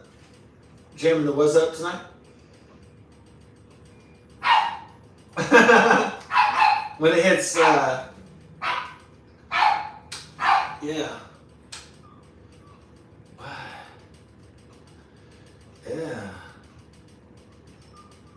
Be the jam out, darling. Yeah.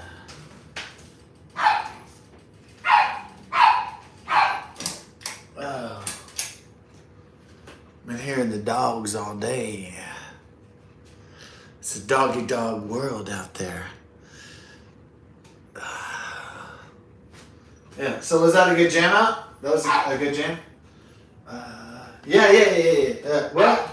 What else could I do? Like a really cool jam. Yeah. Okay.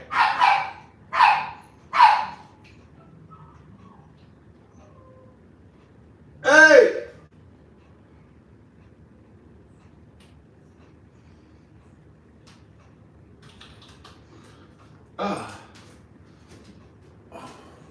Little something from Austin, Texas. Little Austin, Texas treat for you. Let's do that. Oh, it has 1.5. 14 years ago, 2009. Oh, I'm not subscribed to Spoon. What? Gotta give me a break.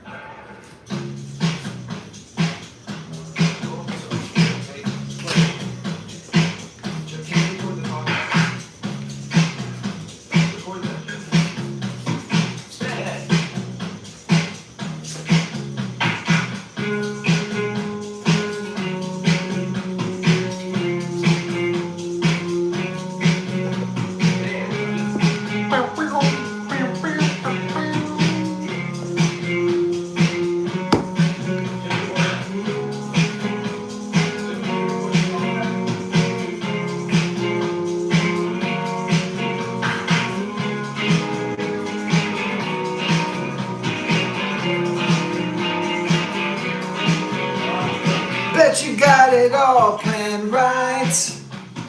Never do worry, never even feel the fright. Bet you got it all planned right. Never think to worry, never even feel the fright. Single sleeps alone, really mine. 5 years by your side, and I know you really don't mind. But don't you ever be down. I said don't ever, because it's gonna keep them hanging around. Be down. I said don't ever, because it's gonna keep them hanging around. It's right. Never think it's out until it doesn't feel right. Bet you never think it feels right. And the famous sounding words make your head feel light. Said love you not. 5 years going by, so I know you really don't mind. But don't you ever be down. I said don't ever, because it's gonna keep them hanging around. Be down. I said don't ever, because it's gonna keep them hanging around.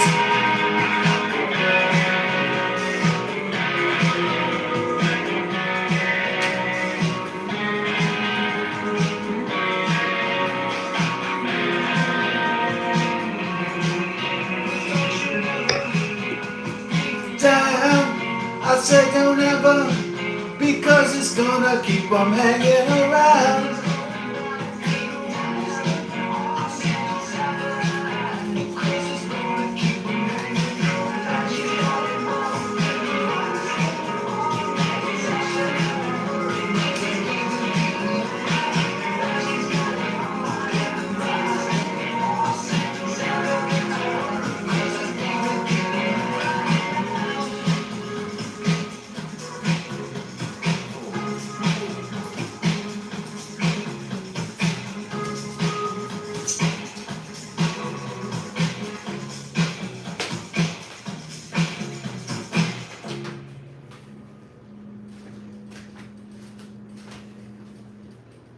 Yeah. It's oh. Oh, you can't resist that one, huh? Oh, I guess not. Are you subbed to that channel?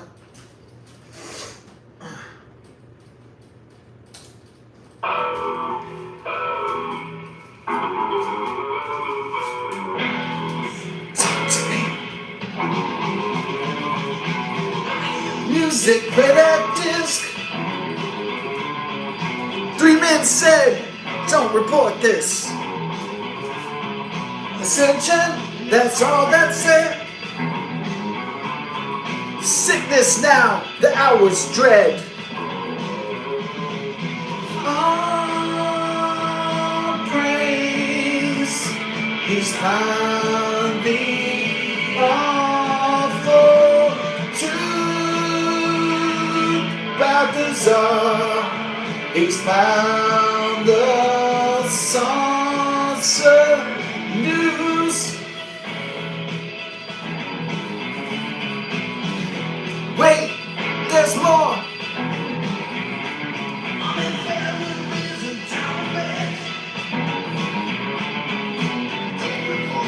3 men said, books my living by the day. King in yellow, queen in red.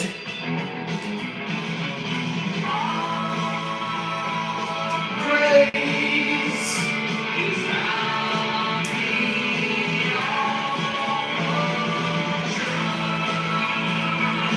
about the Tsar.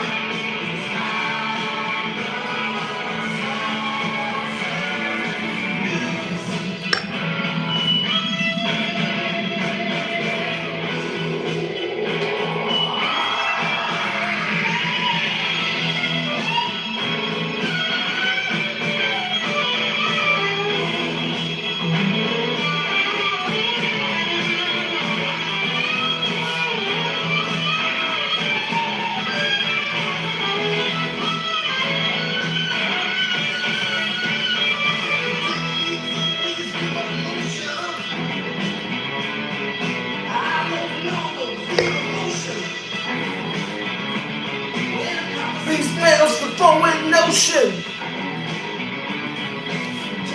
Count this agents of fortune.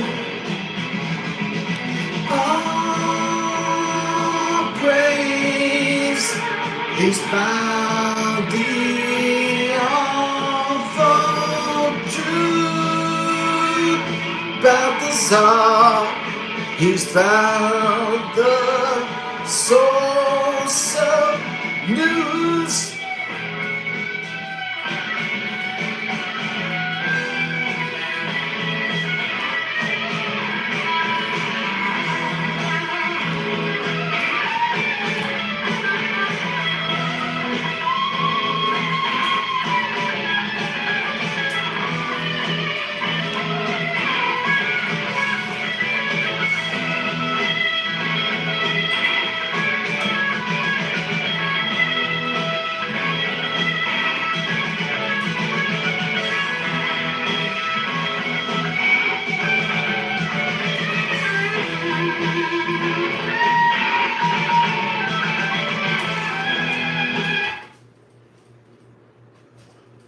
Was that jam too on? Just in case you're wondering, Balthazar was one of the 3 wise men, if you believe the old tale of the birth of Jesus Christ. Since we have a whole holiday around the birth of Jesus Christ, December 25th, it might be worthy to talk about the Magi, the 3 wise men who gave gifts to Jesus Christ in his birth in Bethlehem, ancient Jerusalem. So they're referencing Balthazar. That's one of the 3 wise men. There's 2 others. And the names escape me because they're ancient names, okay? And they're mystical names. They're like, Lord of the Rings kind of names.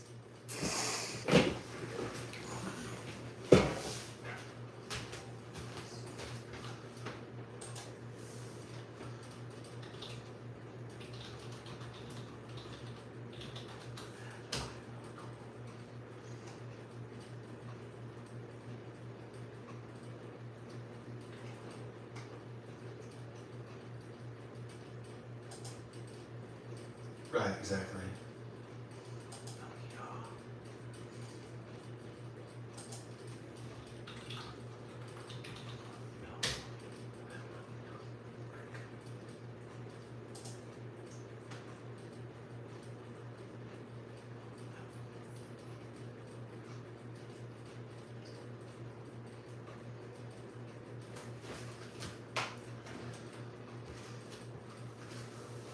So the names are called Gaspard, Balthazar, and Melchior, the three wise men who attend and bear gifts for Jesus Christ at his birth in Bethlehem.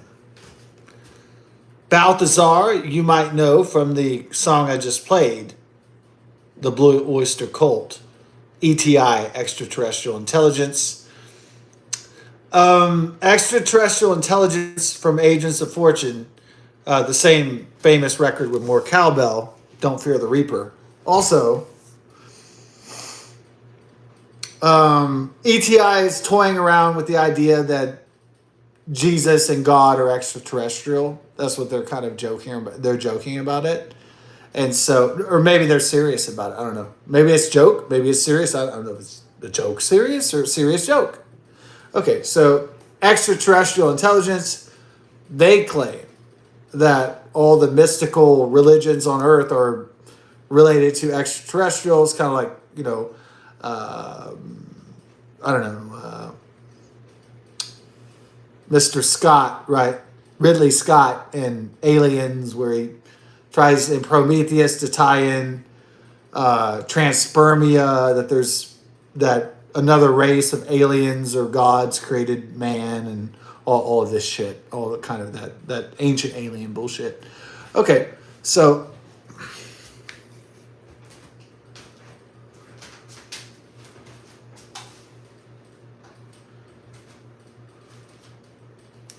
you could believe in just ancient scripture and religions, or you could believe in something else, hybrid theories thereof. It could be, you know, any kind of thing. I mean, Scientology with Tom Cruise, that they believe that there's an ancient overlord called Xenu, an alien overlord. I don't believe that. So, but the other name, Melchior, you will, if you're a Lord of the Rings fan and J.R.R. Tolkien fan, know that Melchior is one of the ancient dark gods in Lord of the Rings. So it's not really surprising that the biblical magi before Jesus Christ are named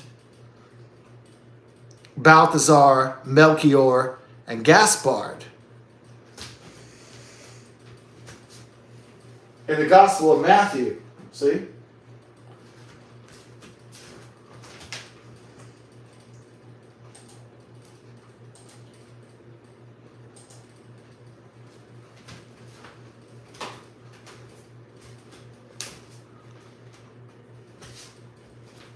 This is a make or break assignment. Let's go! 1, 2, 3, 4! Snakes on. Rush, Lessons, 2112.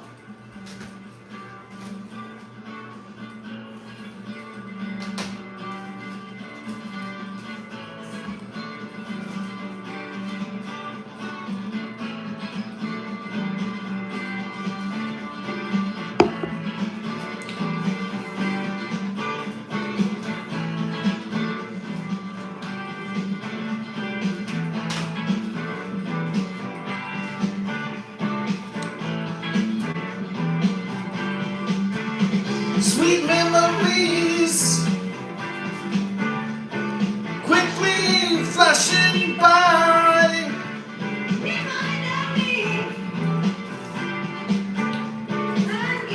Me a reason why.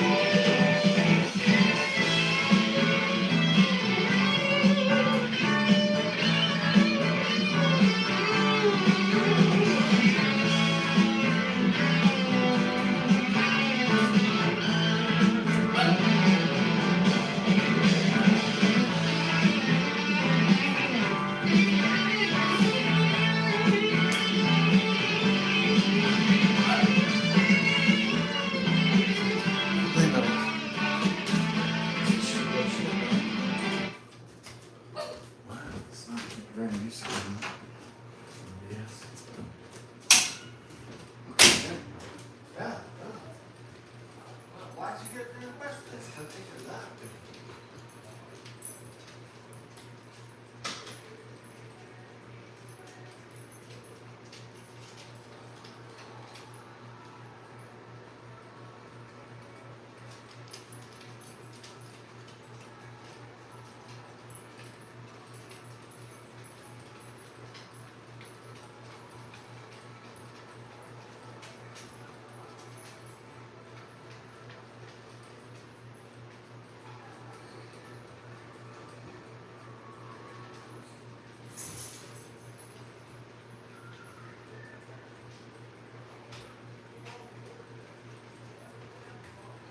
Hey, what's up?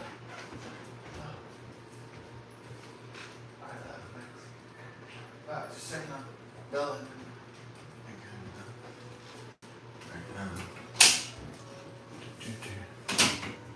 Right.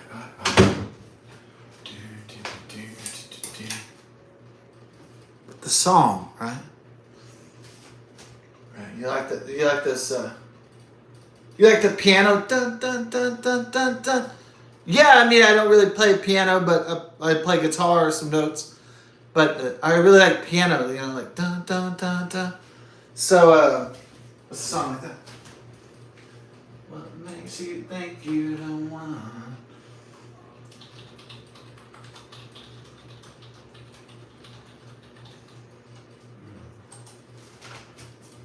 By Tusk. What makes you think you're the one who will live without dying? What makes you think you're the one who will live without crying?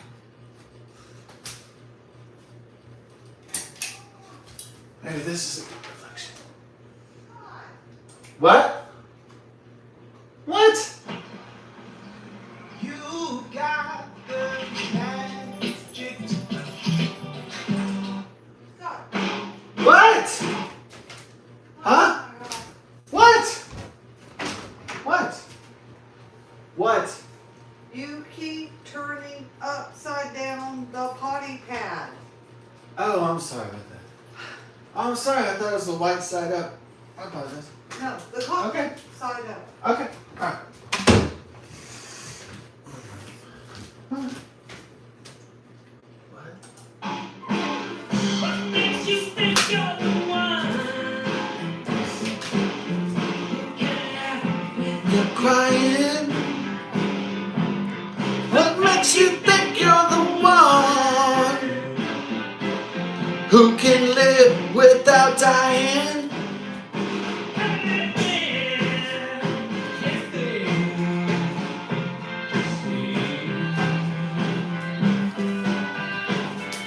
Every little thing of you and me.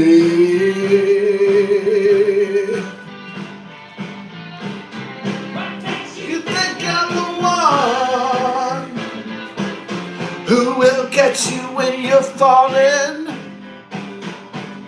Everything you do has been done.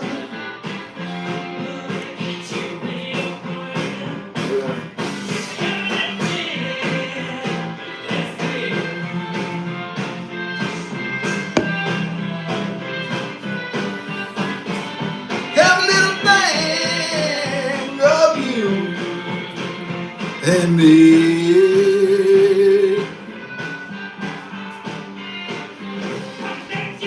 I'm the one you forever. Everything you do has been done, and it won't last forever.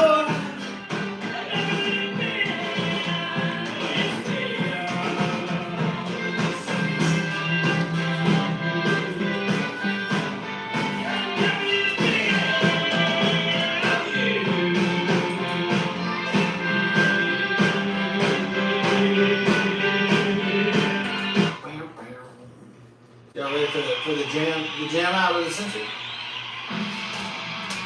When this came out, I was still shitting my pants. Literally shitting my pants. Maybe if I listen to this long enough, I'll shit my pants again. At the good old days, 1981. See you later.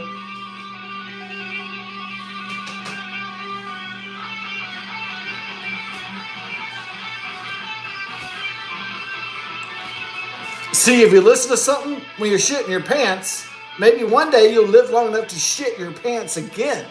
The magic of life, ladies and gentlemen.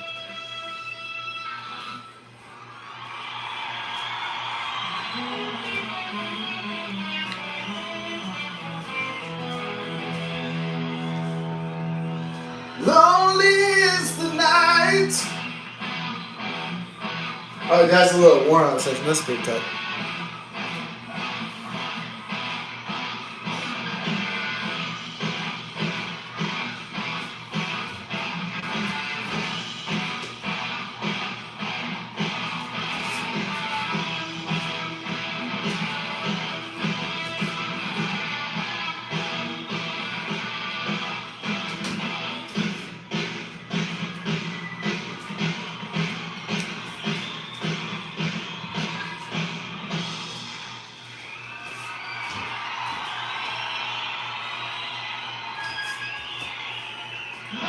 Here's the lights.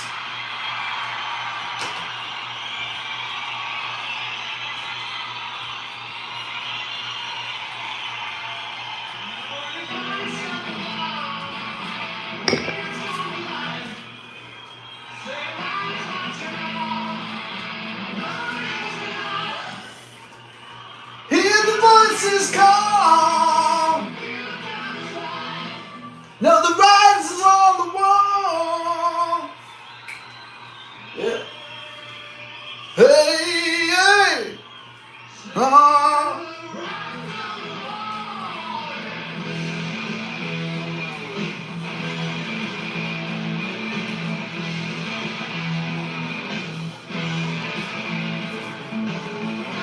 Time to fight when the walls are closing in. It's time you got to win.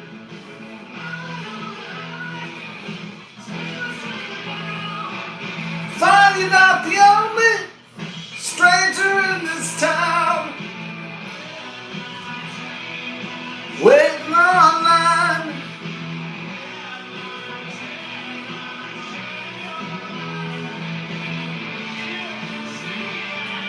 Shots from the side.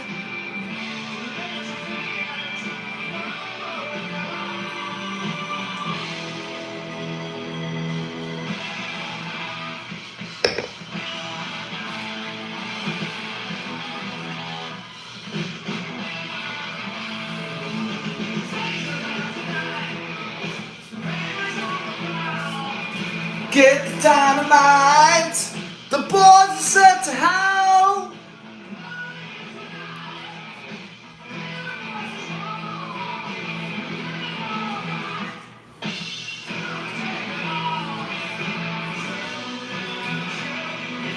Waiting online. How do you predict the internet? 1981. Waiting online. Your mind. The sound.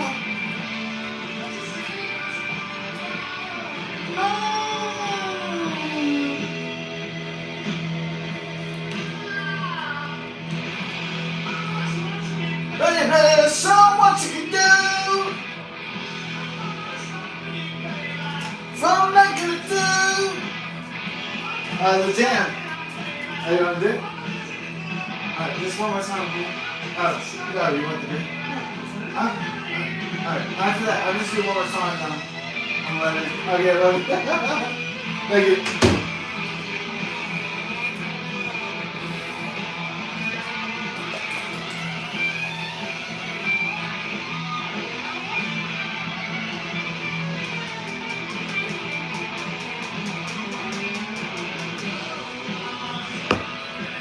On the TV, first on our mind. Round the TV, you come up with me. Sorry to hit that notes on really high.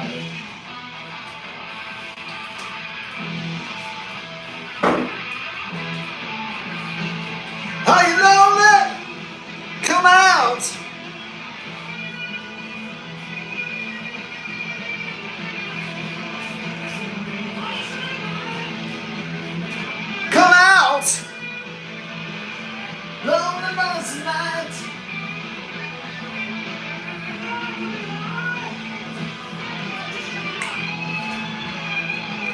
Lonely is the night.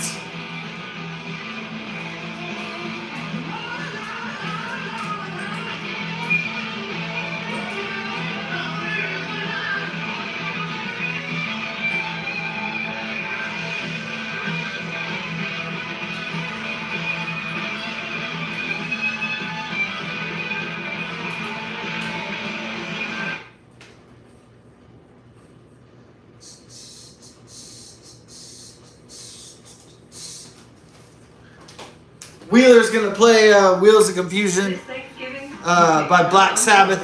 You get up high quality with our exclusive brands and down low prices. Because at Kroger, quality and low prices.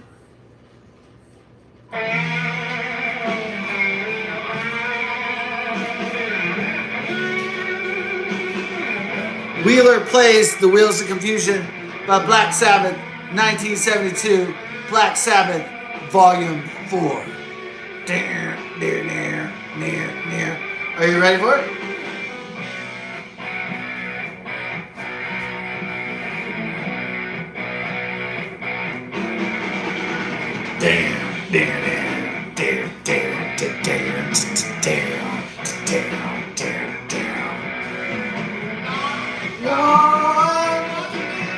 In my mind.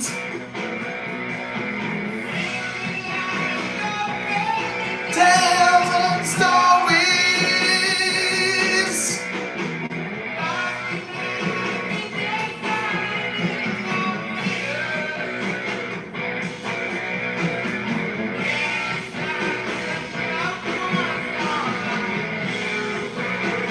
Is it an illusion?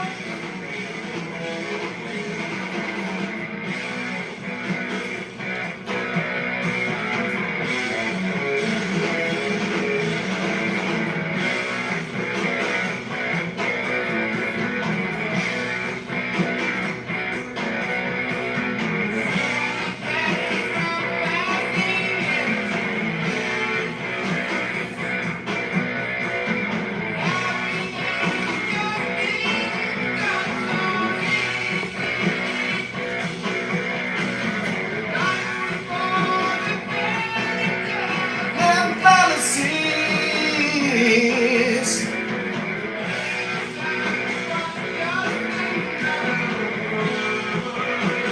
Was it illusion?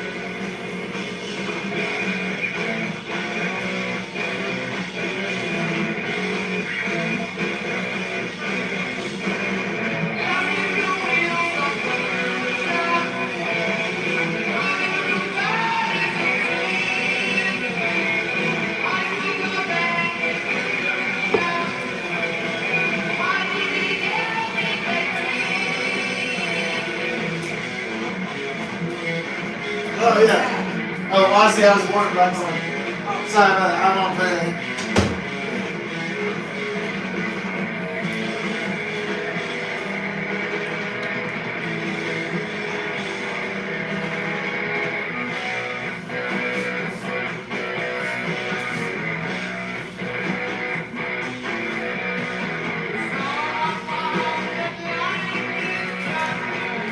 I can't recognize the language. Is that in Portuguese? Is that a Portuguese translation? Wait, is that a Spanish? Oh, that's Spanish. And that's Parador. The world. Okay, it's Spanish. It's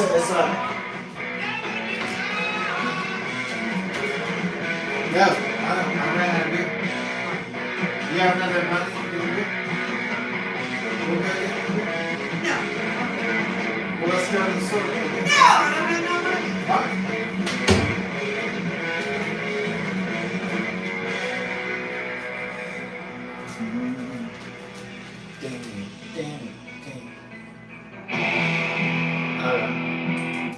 That's been long, man. Yeah. That's what you want to play for real? Whatever.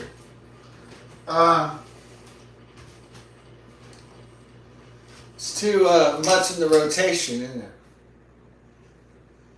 Yeah. The jam and shit. Testosterone.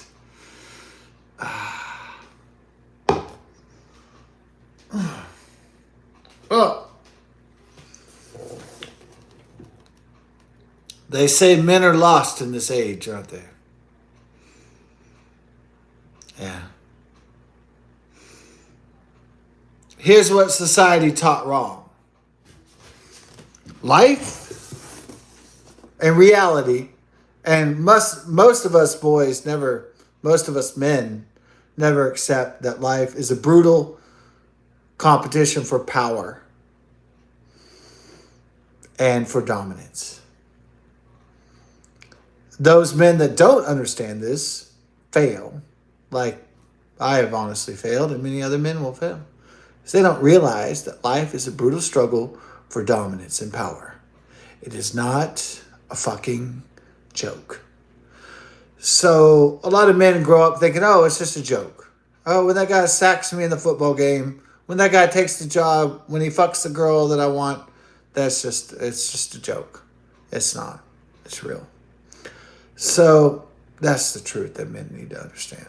That this is for keeps. This is for real. And life and the chances that we have never come again. That's just the truth.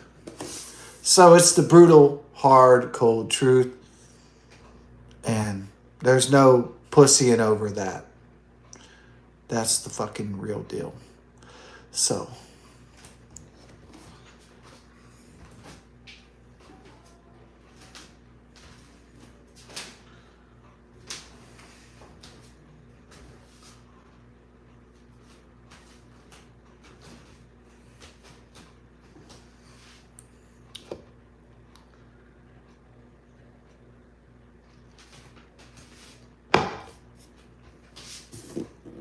Life is brutal competition between the haves and the have-nots.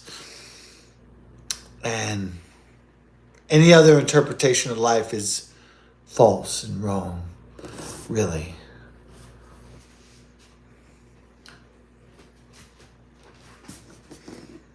The reason being is that the rich, they step on our graves and they say, oh, life is fair.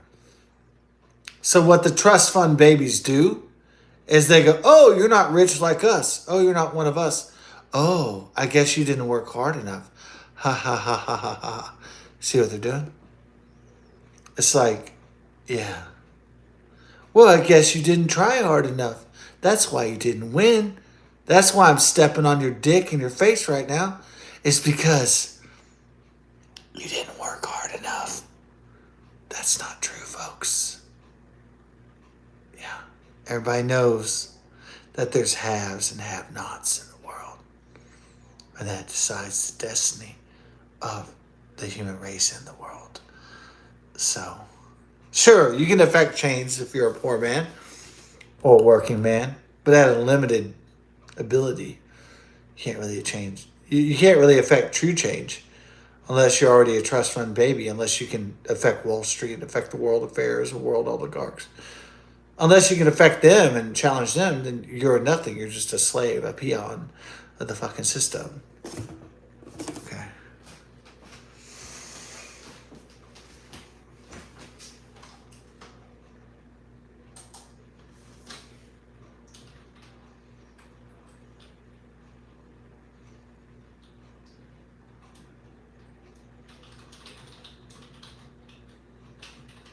Just a fucking peon. Fucking shit. And their love and care makes a life worth living. They say if it ain't broke, don't fix it.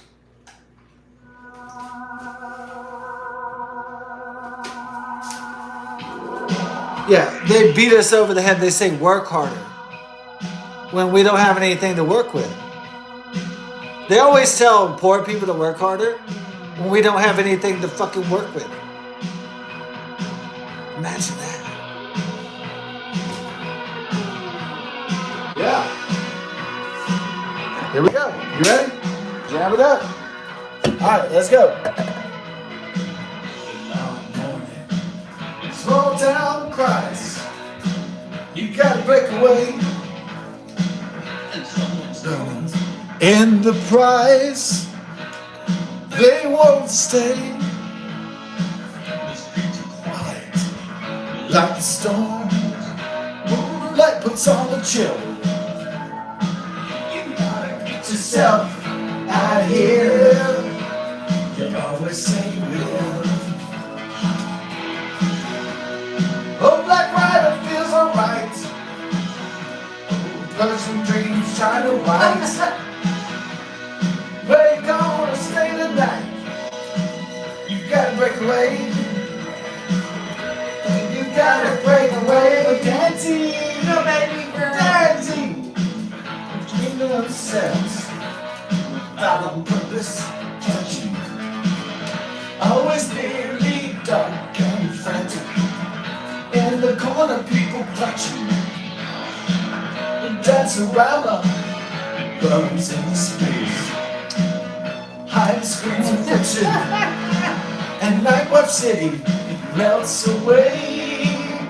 All keeping up with fashion. Oh, Black Rider feels alright. Persian dreams, China white. Where you gonna stay tonight? You gotta break away. Oh, you gotta break away.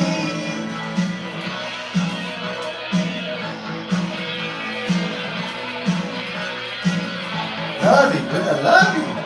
Oh, you want a Nancy? Nancy, high five, Nancy. Nancy. Okay, Nancy, high five, babe. Sorry, babe, I didn't mean to make you Nancy. Shut I love you. I know you love me. Hold on, babe. I know you love me. I love you too. Never see it. Oh, Black Rider feels alright.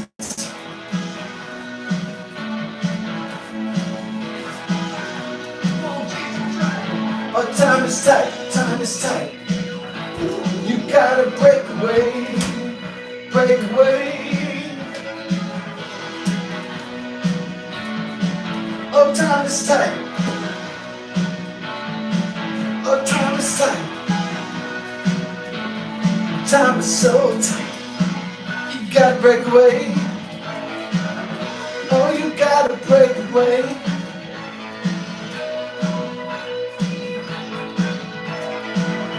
Oh, you gotta break away.